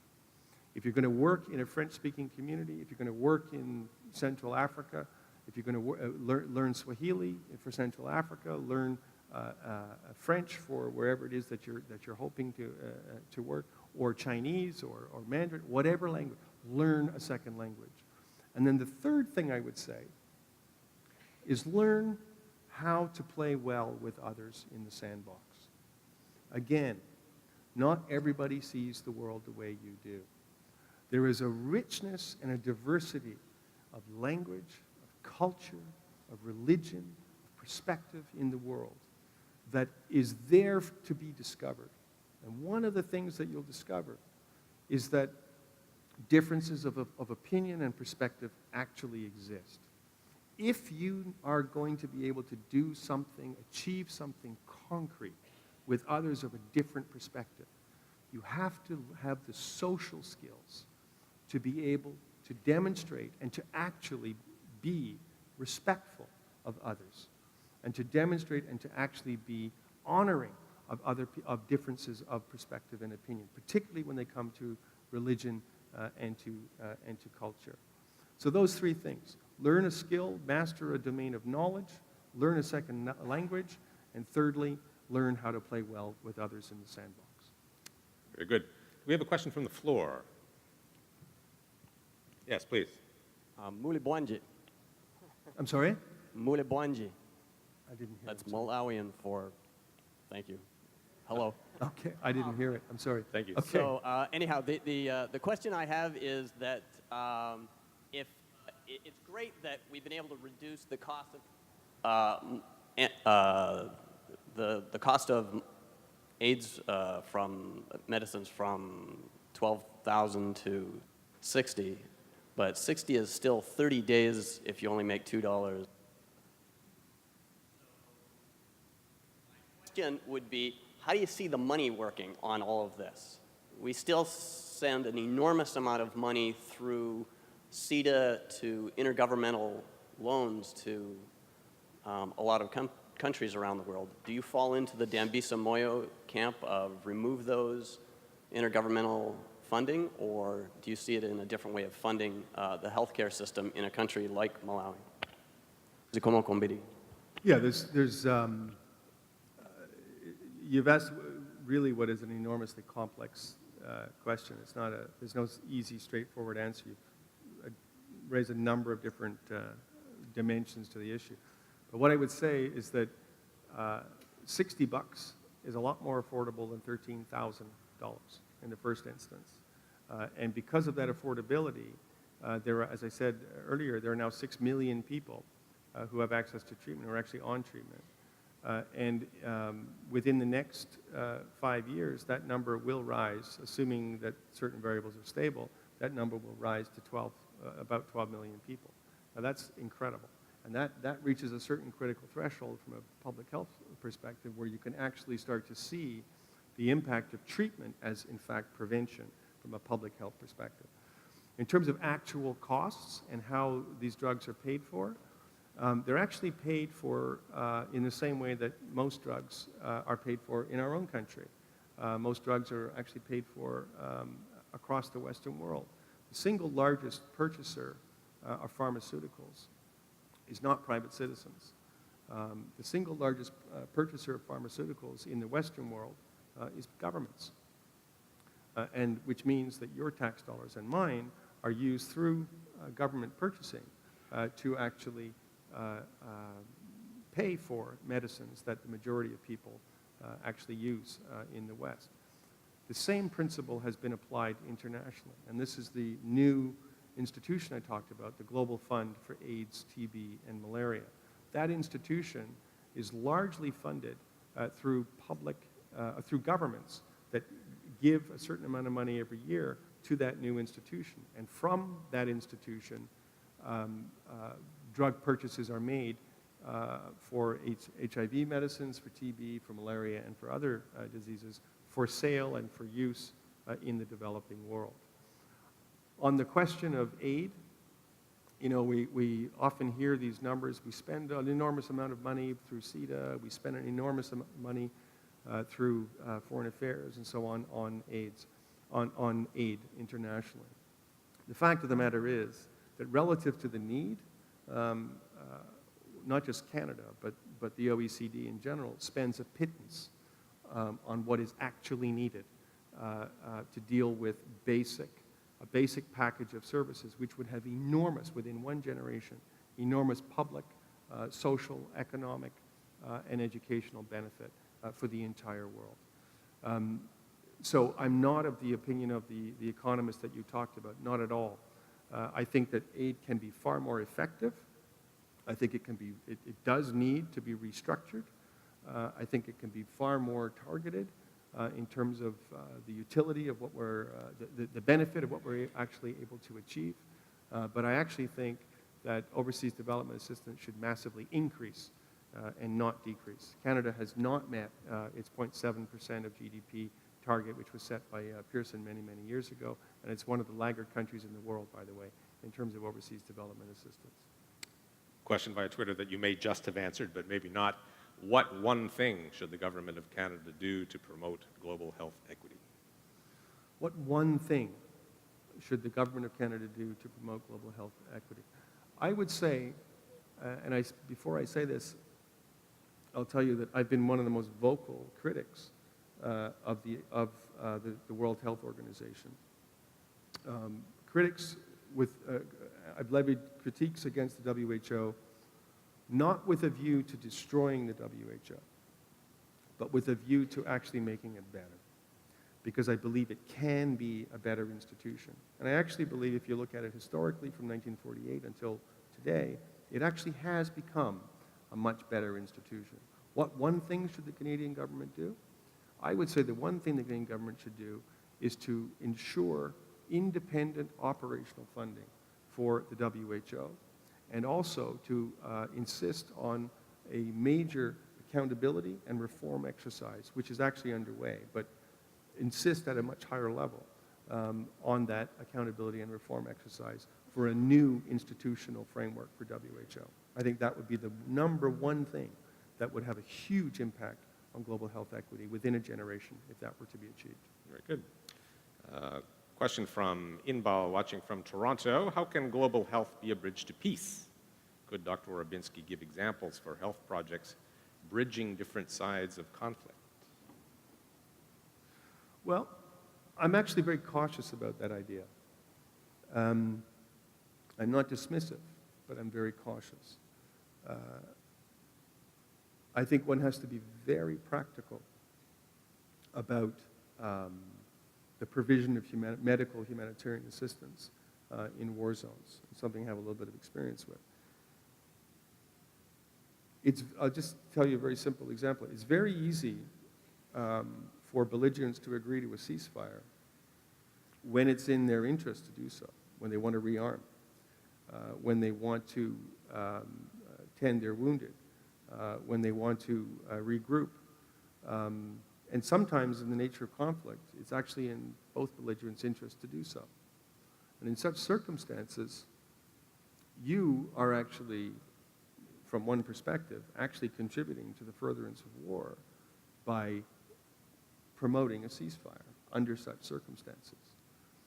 One has to be very, very careful about how one uses humanitarian actions in warfare so that you're not actually making the war itself worse or actually prolonging the nature of warfare. The difficulty with humanitarianism in war, and particularly with the pursuit of peace, is that the pursuit of peace is a political process. By definition, it's a political process.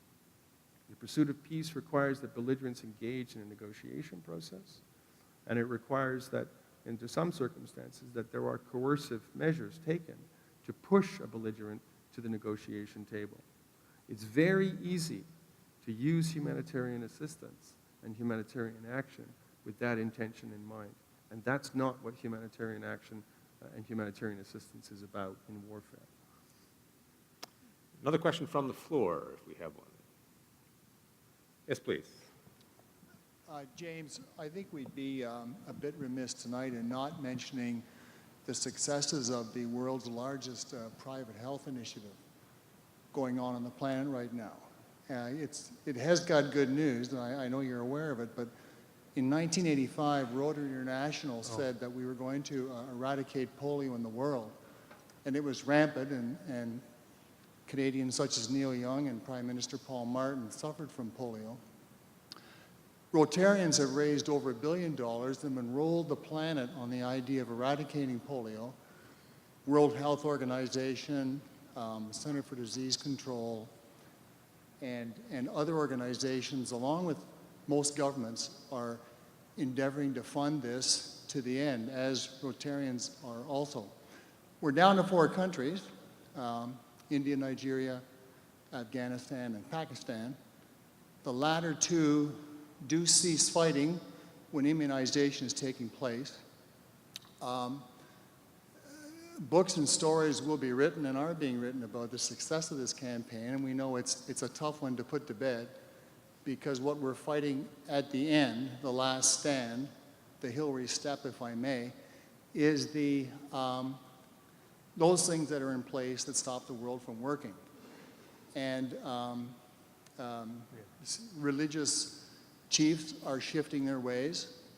The gender shift is underway. Rotary has videos now showing young Afghans and Pakistan women accessing homes with the acceptance of the husband to come in and educate the families on the importance of this immunization process. And we are winning. We're down to, I believe, less than 100 cases this year. And India is supposed to end polio next. So I know you were at our district conference in 2003, and that's when, in fact, we first met. I know you're aware of the Rotary Initiative. It is really, maybe Rotary is remiss in not heralding the good news of what our 1.3 million members are doing around the world, with now 74 surveillance centers, I might add. Right. This is all new and transformative. Could you comment? Yeah, I think you've given a great history yourself. I think I've said it many, many times, and I say it at any opportunity which you've now given me. I think Rotary is probably the single most extraordinary civil society organization ever. It has achieved great things, not just in terms of major campaigns like polio, but it has achieved, what many organizations, what many faith-based organizations, many non-secular organizations have been unable to achieve. Which is real community engagement and real community support and real community building. And the organization, you will know as well as I, that it is an absolutely complex, layered, sometimes very difficult organization to navigate.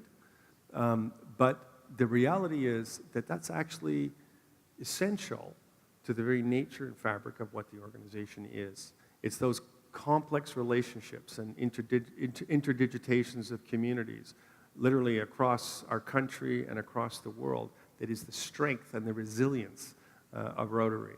And I think it's, as I've said, I absolutely believe it's one of the most extraordinary and highly effective civil society organizations in the world. And I've received, through many of my projects, a lot of support from it. And I've been also very, very supportive of Rotary on many, many different initiatives, and I will continue to be so. Another highly appropriate question via Twitter. Do social media have a role now to play in promoting global health? Absolutely. Social media now is probably, in terms of IT, is probably the single most important transformative phenomenon. It's only just begun. We still have very little idea of just how social media networks emerge and how they flourish and how they prosper and how they, for lack of a better word, mutate. It's the wrong word, but how they grow, how they reshape. There's absolutely no question that social media can be used and now is being used. There are a number of different scholars in different parts of the world who are beginning to look at this. Can be used as a mechanism to facilitate greater equity, greater access to health care, greater effectiveness, greater efficiencies, and greater commitment to a practical excellence in the pursuit of those goals. There's no question about it. It's just a matter of understanding the phenomenon and using the phenomenon to maximize its benefit. Was it part of your toolkit at all in the field, or is it too recent? Well, it has. It's not now. It will be. Certain elements of IT have been a huge part of our toolkit. We're looking now to develop a system that actually integrates data flows between rural villages and hospitals and community health workers, nurses, doctors, and so on.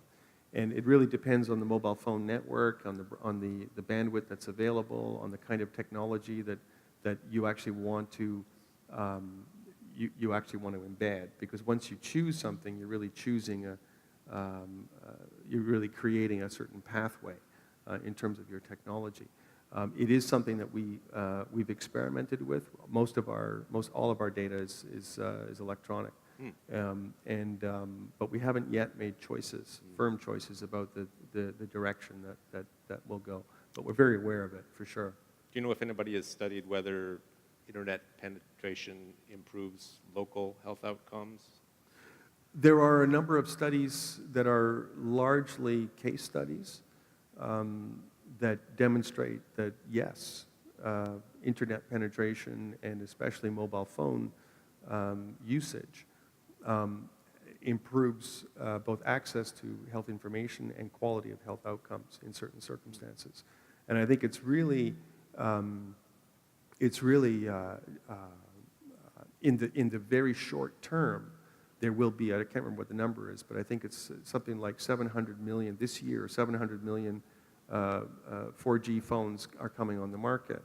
Now there are 4.2 billion, I believe, mobile phones in the world. And within the next 5 years, there'll be upwards of 8 billion mobile phones in the world, most of which will be 4G. Now that's incredible. It's more than one per person. Well, it's more than one per person, but just think of what's going to be in that, what people will have in their hands.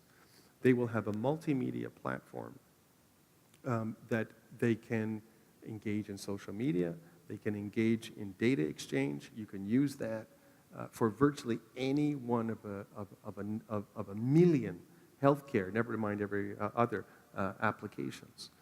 And that's in a very, very short period of time. And think about what that means in terms of the effectiveness of healthcare, in terms of the quality, and in terms of the ability to pursue excellence, the ability to actually improve what you're doing. It's not about a static goal. It's actually making things better and better and better. It's all about data. It's all about managing knowledge, managing that information so that you can actually make the next step forward. That's absolutely incredible when you think about that. At least Happy to take more questions, by the way, from the web audience if you have them, but in the meantime, let's go back to the floor. Question from the floor? Yes. James, you seem to espouse a kind of NGO involvement in places like Malawi where, as an NGO, for example, Dignitas, you're walking on glass. You're walking? On glass. By that I mean you're addressing issues of structural violence, political inadequacies, all kinds of stuff that is really the root causes of all the trouble that's there, whether that's food insecurity or health concerns or whatever. And so you could be the safe kind of NGO and just sort of do the simple stuff, responding to symptoms, or you could sort of voice the concerns that you raised in your talk tonight. Do you ever are you ever concerned about how you exist as an NGO like Dignitas in a place like Malawi, where you might be just pushing the limits a little bit too far so that you might in fact be kicked out of the country because you're treading on areas of concern that the government would not like because you're exposing those concerns? Do you ever worry about that? Do you I ever worry find- about it all the time. Yeah, I mean, it's a very good question, and it's really a question of how far do you want to go, how far can you go, and what's your purpose, what's your intent? I know from my own experience, my own life experience, the kind of things I've described tonight in my own work, that it actually is possible to really change a very particular circumstance if you approach it in a particular way. Now, I told you a lot of success stories tonight. I have to be very honest, I have a lot of failures. But quite honestly, you have to be willing to fail. You have to be willing to fail in order to succeed. There are circumstances where, where I think constantly about how far should we go. But I think my way of looking at the world and my way of looking at myself in the world is I want to achieve real change. I'm not interested in just kind of coasting along. And I know that it's possible to actually change this circumstance. So let's do that. Now, I try to do it in a way that is respectful, particularly in Malawi, is really engaging of the Ministry of Health. And as you know, Dennis, as well as I, it's not easy. It's hard work being a partner, collaborating, working together, training, dealing with all of the issues that are at play around reforming a healthcare system where resources are inadequate, where the needs are profound, and so on.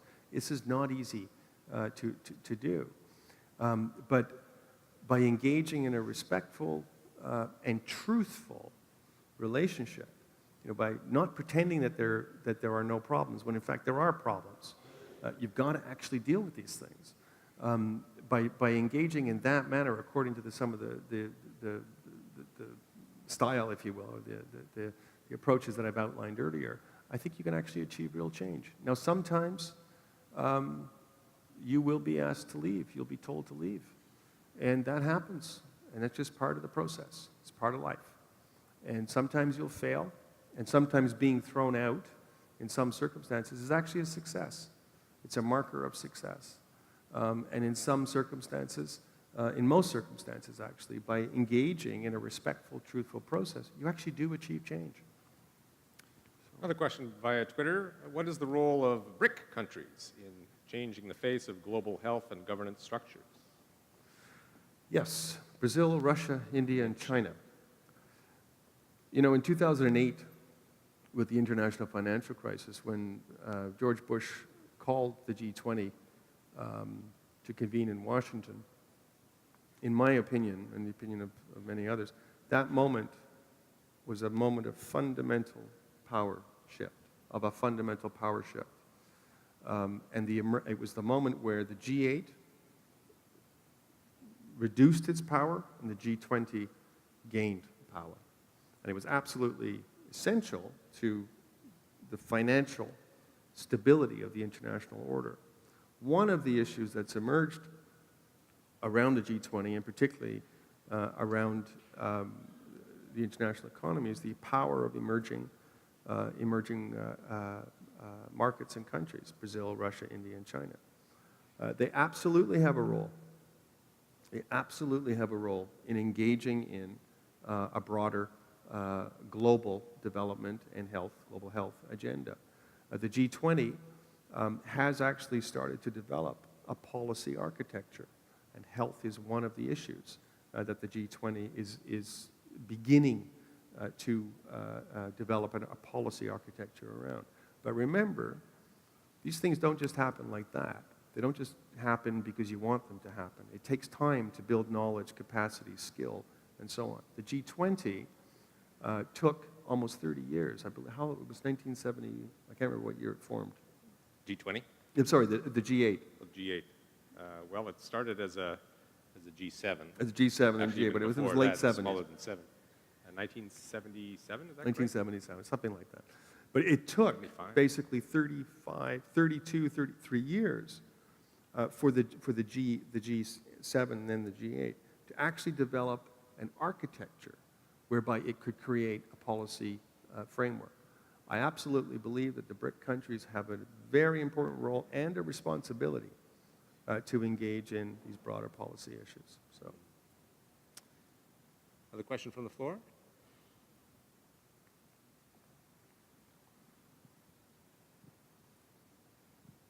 Hi. My question is, could you please help me formulate my question? I have just a couple of comments that I would like to add just from my own personal life experience and how these things have kind of interconnected. And a week ago, my question was, who is James Orbinski? We're here because some friends invited us to come. And as I read some things online about what you're all involved in, I'm just amazed at how it coincides with our own personal experience. My husband has been involved with international development. Well, we have for 25, 27 years. We've traveled internationally a lot, and you talk a lot about living your question, and our questions change over time. I remember being in Somalia on our first anniversary 27 years ago, visiting some of the projects in which he had been involved with UNHCR and food distribution, and my question was, how could you bring me here on our first anniversary? that'd be my question too. Well, but 27 years later. And so our questions change and our perspectives change. And about 4.5 years ago, mine certainly did, when I was diagnosed with a rare form of sarcoma, which sent us to the Mayo Clinic. And the Mayo Clinic graciously sent us back to Toronto. And I had some pretty major surgeries done there. And so while I may look real on the outside, there's some artificial things happening on the inside. And what happened is I basically graduated from the University Health Network system, in the sense that I came to the point where they said, there's nothing we can do for you anymore. And I speak because I think I'm not the only one in this room, certainly, who has faced something like that or who knows people who have. So it's on a more personal level. But I've seen a lot of the global stuff, and our journey as of late has, we're asking how do we think more globally? And yet our experience has been, we have had to leave our country to get treatments that are not available here. It's kind of almost the opposite. And I like the idea of how do we play together nicely in the sandbox, because I've benefited greatly from a wonderful medical system here. But I feel for doctors. There was a medical student who asked a question. I feel for doctors whose hands are tied, who look at me and who officially can only offer me certain things and can only speak certain ways, but they are curious. And what is my question? I'm just really glad that for what you're doing, and thankful, because my experience and the approach that we're taking is more like we are trying to change the terrain of my body, and but I need to go to other places, perhaps. So you're a very good example of a person who's lived many different dimensions of the issues that I've raised tonight. And what is your question? What I would say is, my question, if I were you, would be, how do I live my life wisely now so that I'm able to impart what I know to my community in my life?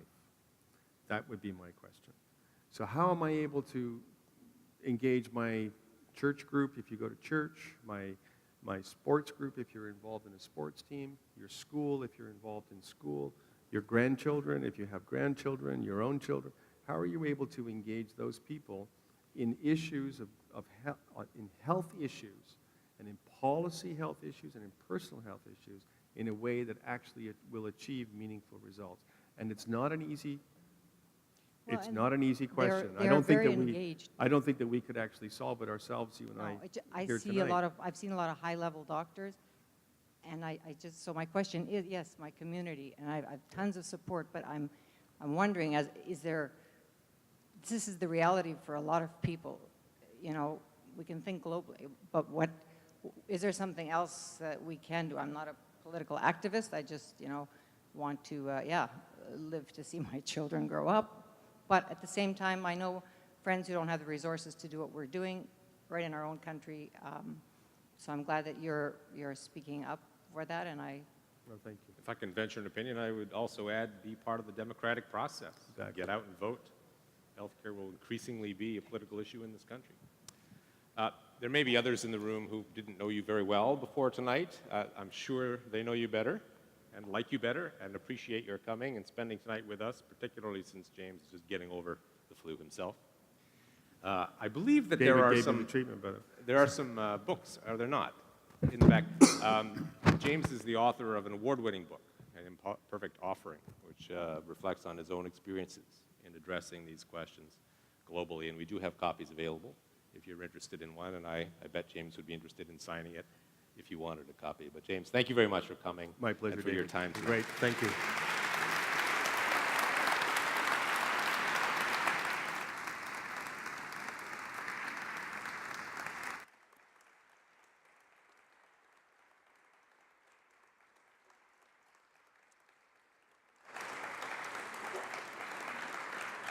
So again, if I could, if you wouldn't mind just having a seat for a second, I'd like to thank you so very much again, Dr. Orbinski and David Welch for moderating, for your address tonight and for the conversation afterwards. Thank you for your insights into humanitarianism and global governance. We heard you say tonight that the first political act is to speak.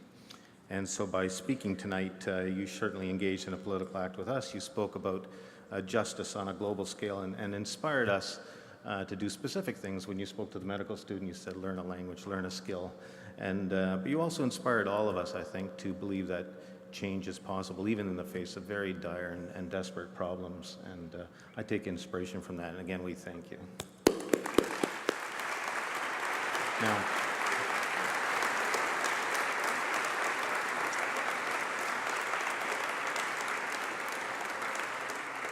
just a few brief notes for our audience before we adjourn. The video from tonight's live webcast will be edited and posted to CIGI's website, in our online video archive, and also on our YouTube channel. As David mentioned, we have books on hand. They're just $22 plus tax by Dr. Orbinski, called An Imperfect Offering. It's an exploration of the nature of humanitarian action in this day and age. And Dr. Orbinski will be on hand to sign those. It's in the room at the back. And if you missed our doors open this past weekend, I just want to let everyone know that we will be offering public tours of CIGI's new campus every second Friday at noon, beginning this coming Friday, so not tomorrow, but a week from tomorrow, every second Friday at noon, and you can sign up for those at the reception. And if you wish to sign up for CIGI's regular newsletter sent by email and called CIGI Worldwide, our volunteers are available at the back to help you with that, and the next edition is coming out next week. I thank our public sponsors again, 570 News and Wordsworth Books. Finally, please mark your calendars for the next two events in our public lecture series. We have two next month. On Wednesday, October 26th, Daniel Dresner of the Fletcher School will be at CIGI to speak on the subject of zombies, the G20 and international governance. I note that this event is just a few days before Halloween, and while you might think we're kidding, Dr. Dresner does have a serious point to make as he boldly examines how different approaches to world politics can provide policy responses to a worldwide invasion of the living dead. And then on Friday, October 28th, just a few days after that, we launch our annual conference, CIGI 11, with a public event. Two former heads of state will be on this stage, Ernesto Zedillo of Mexico and Paul Martin of Canada. In a conversation moderated by Krista Freeland of Thomson Reuters, the conference is entitled An Unfinished House, Filling the Gaps in Global Governance. And Messrs. Zedillo and Martin will give us their blueprints for finishing that house. So please stay tuned to our events calendar at the CIGI website. Be sure to register for our events newsletter. And thank you once again for coming to CIGI tonight. Please have a safe journey home.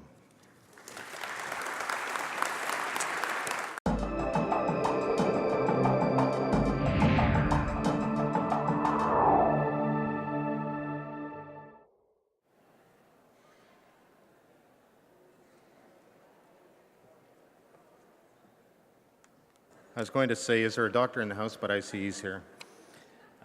Good evening, ladies and gentlemen. Welcome to the Center for International Governance Innovation, or CIGI, as we say. My name is Fred Kuntz. I'm the Vice President of Public Affairs at CIGI. Tonight is the first in this season's regular series of public events, the CIGI Signature Lecture Series. I'd like to thank CIGI's public event sponsors, 570 News and Wordsworth Books. Thank you for your continuing support.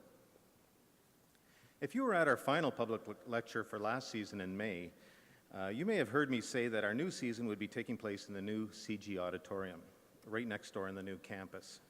And that is still our plan, but not for tonight. As you can see, technical crews are installing the last bit of equipment in the new auditorium, including a wireless system, and some of the seats are blocked with scaffolding. So tonight is our final lecture to be held in the CIGI atrium here, and I'm pleased to see that it's a sellout. We're at maximum capacity. Besides the audience here tonight, we also have a global audience watching on the live webcast, available anywhere that has the internet. Following tonight's address, we welcome questions from the audience, either at the microphones, which will be roving microphones handed to you here at CIGI, or if you're watching online, you can ask those questions through the live chat function on your screen, and we'll transmit those questions up to the stage. Our topic tonight is humanitarianism and good global governance. We're privileged to have as our keynote speaker a highly distinguished Canadian and global advocate for humanitarianism, Dr. James Orbinski.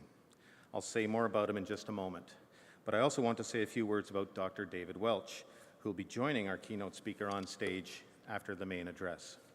Dr. Welch is director of the Balsley School of International Affairs and CIGI Chair of Global Security at the school, as well as a professor of political science at the University of Waterloo. He's the author of several books, including Painful Choices, A Theory of Foreign Policy Change, which was the inaugural winner of the International Studies Association Book Award. And now to Dr. Orbinski, whose CV is so impressive that were I to read it to you right now, it would leave no time for him to speak tonight. So I'll just tell you that he's the chair of global health at the Della Lana School of Public Health and professor of family and community medicine and of political science at the University of Toronto. He's a globally recognized humanitarian practitioner and advocate, as well as a leading scholar and scientist in global health. After extensive field experience with Médecins Sans Frontières, or Doctors Without Borders, Dr. Orbinski was its president from 1998 to 2001. And in 1999, he accepted the Nobel Peace Prize, awarded to MSF for its pioneering approach to medical humanitarianism. For his leadership in Rwanda during the 1994 genocide, Dr. Orbinski was awarded the Meritorious Service Cross, Canada's highest civilian award. He's a member of the Order of Ontario and an officer of the Order of Canada. He's also a senior fellow at the University of Toronto's Massey College and at the Monk School of Global Affairs. He's currently working with scholars, policy specialists, and civil society actors to develop a global health diplomacy program at the University of Toronto. So please welcome now Dr. James Orbinski.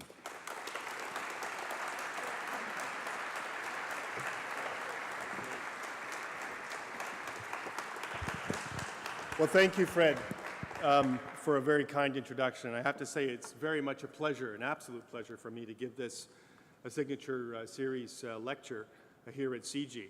This is CIGI's 10th year, and it's now very much an internationally recognized think tank that can very clearly and very squarely answer yes to the question, can countries around the world, including 22 in sub-Saharan Africa, the rate of new infections actually fell by 25%. He also noted that for the first time in 2009, global coverage of services to prevent mother-to-child transmission of HIV actually exceeded 50% internationally. Now, these are very real and very, very practical achievements and are rife with lessons about human vulnerability, about human resilience, and about our capacity as human beings to actually innovate and to actually change. And yet the gains that I've just described, these are fragile and they're easily lost. The G8, for example, has failed to meet its 2005 Gleneagles commitment to fund universal access to treatment for HIV/AIDS. And as of September of last year, for the first time in a decade, funding for HIV internationally fell while the virus continues its rapacious spread. Now, for every person who is started on antiretroviral treatment internationally, 2 people become newly infected with HIV internationally. And while fewer than 260,000 of the more than 2 million children living with HIV actually have access to treatment for HIV. All of this is the reality of social change that we face today. All of this, while the world is also facing converging global crises in food, in fuel, and climate, and in finance. Each of these crises has global causes, are interdependent, and have highly contagious global consequences. We are at a moment, ladies and gentlemen, in our human history where we must face squarely the unavoidable complexity, interdependency, and fragility of our human condition. Policy spheres can no longer be distinct as crises converge and ramify in unexpected ways. As Louis Pasteur said, the microbe is nothing. The terrain is everything. And it's from this perspective that I want to talk with you about humanitarianism and governance and about equity in global health. Now, does perspective matter? Well, you bet it does. I've worked as a humanitarian doctor in famine, in war, in situations of epidemic disease, and in genocide, all catastrophic and apparently hopeless situations. And this gives me a very particular perspective, one that has learned that human suffering does not take place in a political vacuum or without causes and conditions. The basic principle of equity is that people in similar situations should be treated similarly. And from a health perspective, it requires that no distinction exist on grounds such as race, gender, ethnicity, religion, or economic status. And I've learned the hard way that equity in global health is not simply a humanitarian question, or simply one of seeing the dignity of the other and acting for the immediate relief of human suffering. Equity in global health is also a deeply political question. And I am hopeful, deeply hopeful, and particularly about the necessity of engaged governance research in influencing evidence-based policy that can young woman escape the Nazi Reich to France and then to New York. And she said, after many, many years of trying to understand how was it possible that in the great history of Western political reality, how was it possible that totalitarianism could have risen in the 20th century? A totalitarianism of the Nazi Reich and a totalitarianism of Stalin's communist Russia. She said, after many long years of thinking about this problem, she said that the first political act is not to claim your rights. The first and most important political act is to speak. Now, many have described genocide and similar human cruelties as unspeakable, but they are as unspeakable as they are undoable. As human beings, we do genocide, and doctors cannot stop this crime. The little girl that I told you about, she had no voice, but we had a responsibility to speak out against what we knew. And we did speak. We spoke with a clear intent to rouse the outrage of public consciousness around the world and to demand a politics that pursues justice by putting the dignity of the victim at its center. Now, when the genocide ended in 1994, there was no such thing as an international criminal court. In 2002, a mere 8 years later, the International Criminal Court came into being. And it has since issued many arrest warrants for alleged war criminals and has several significant convictions. 2 years ago, it issued an arrest warrant for Mr. Omar al-Bashir, the president and the sitting head of state of Sudan. And he's charged with intentionally directing attacks against civilians, with pillage, with murder, with extermination, with forcible transfer of civilians, with torture, and with the use of rape as a weapon of war in the region of Darfur.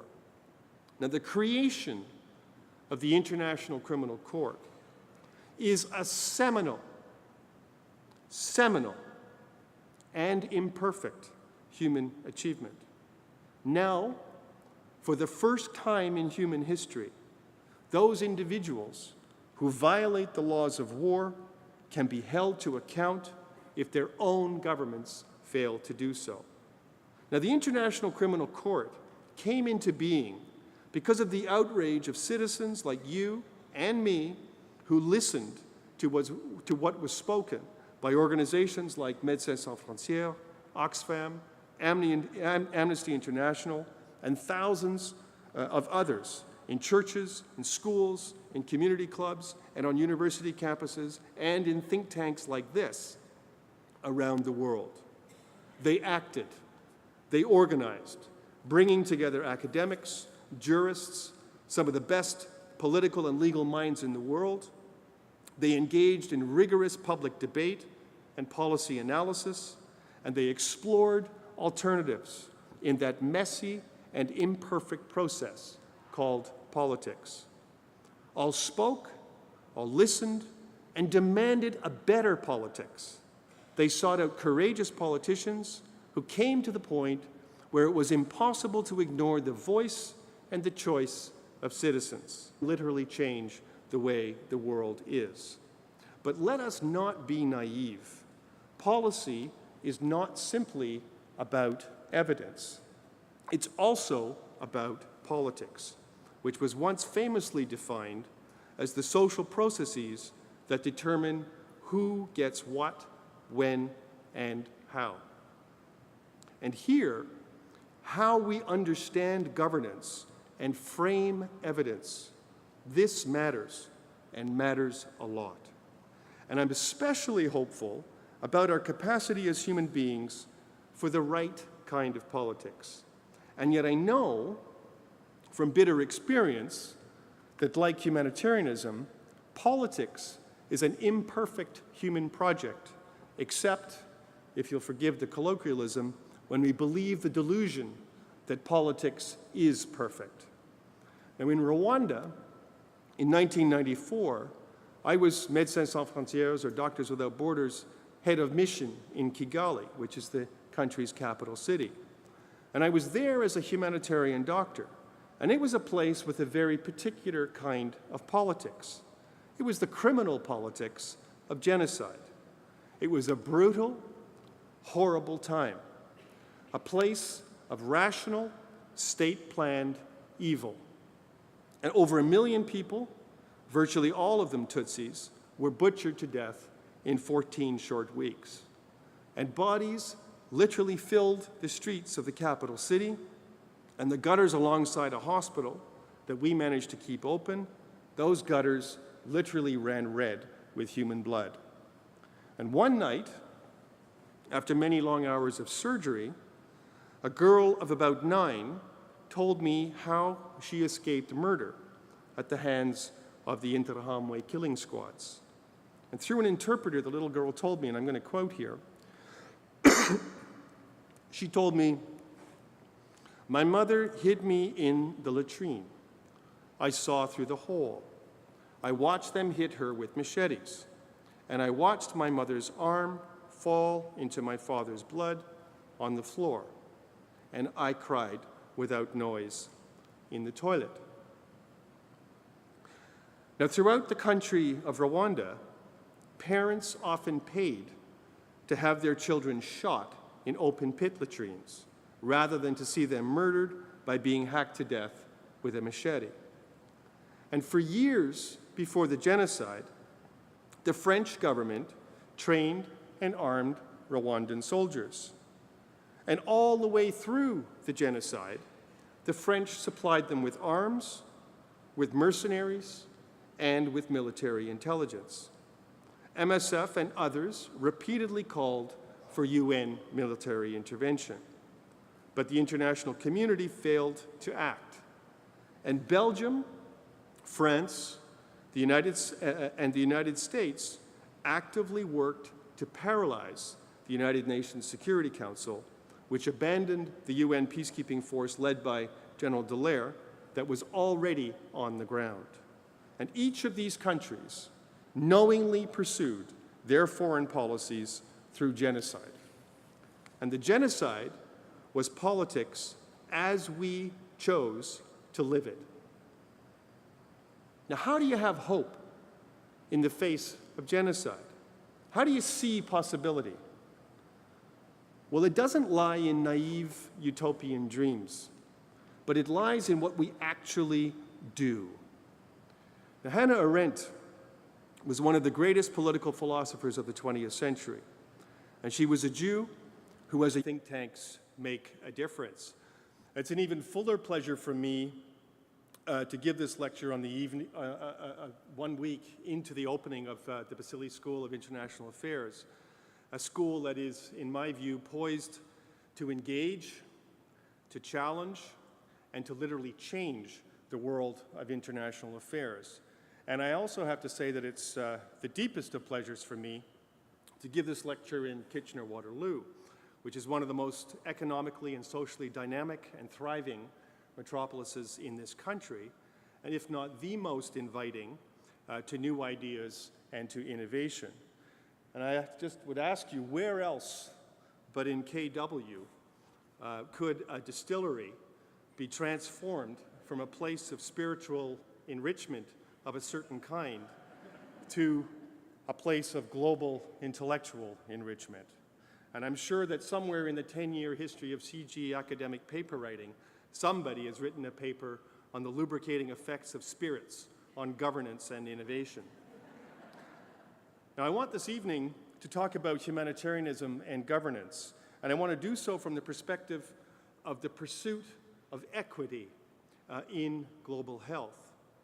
Now, we are well into the second decade of this 21st century, and we're very much in the midst of a global health revolution internationally. And this revolution has seen an increased prioritization of global health in international policy, with the creation of new institutional actors and new governance mechanisms, and has transformed ideas regarding the priority of health in political and economic decision-making internationally.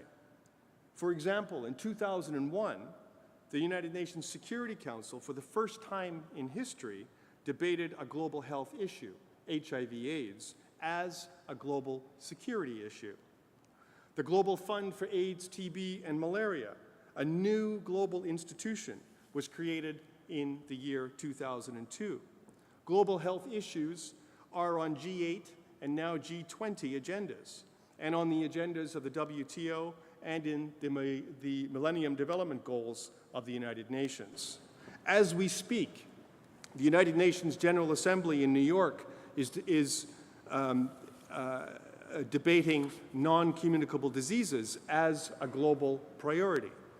Since the beginning of this century, commitments of overseas development assistance for health internationally have more than doubled, and by some estimates, more than quadrupled since the end of the Cold War. Global health has never before enjoyed such political attention or benefited from such wealth. But revolutions are rarely accidental, and the revolution in global health was very much sparked by the confluence of activists and academics that responded in a very particular way through the 1980s and the 1990s to the HIV/AIDS pandemic internationally. It was an organization known as ACT UP, for example, that put HIV/AIDS on the political and thus the agenda of publicly funded research in the United States, which influenced broader international research and policy agendas through the 90s and through to today. We're now 30 years into the HIV/AIDS pandemic, and the United Nations Secretary General Ban Ki-moon noted in April of this year that for the first time between 2001 and 2009, the rate of new HIV infections in 33 countries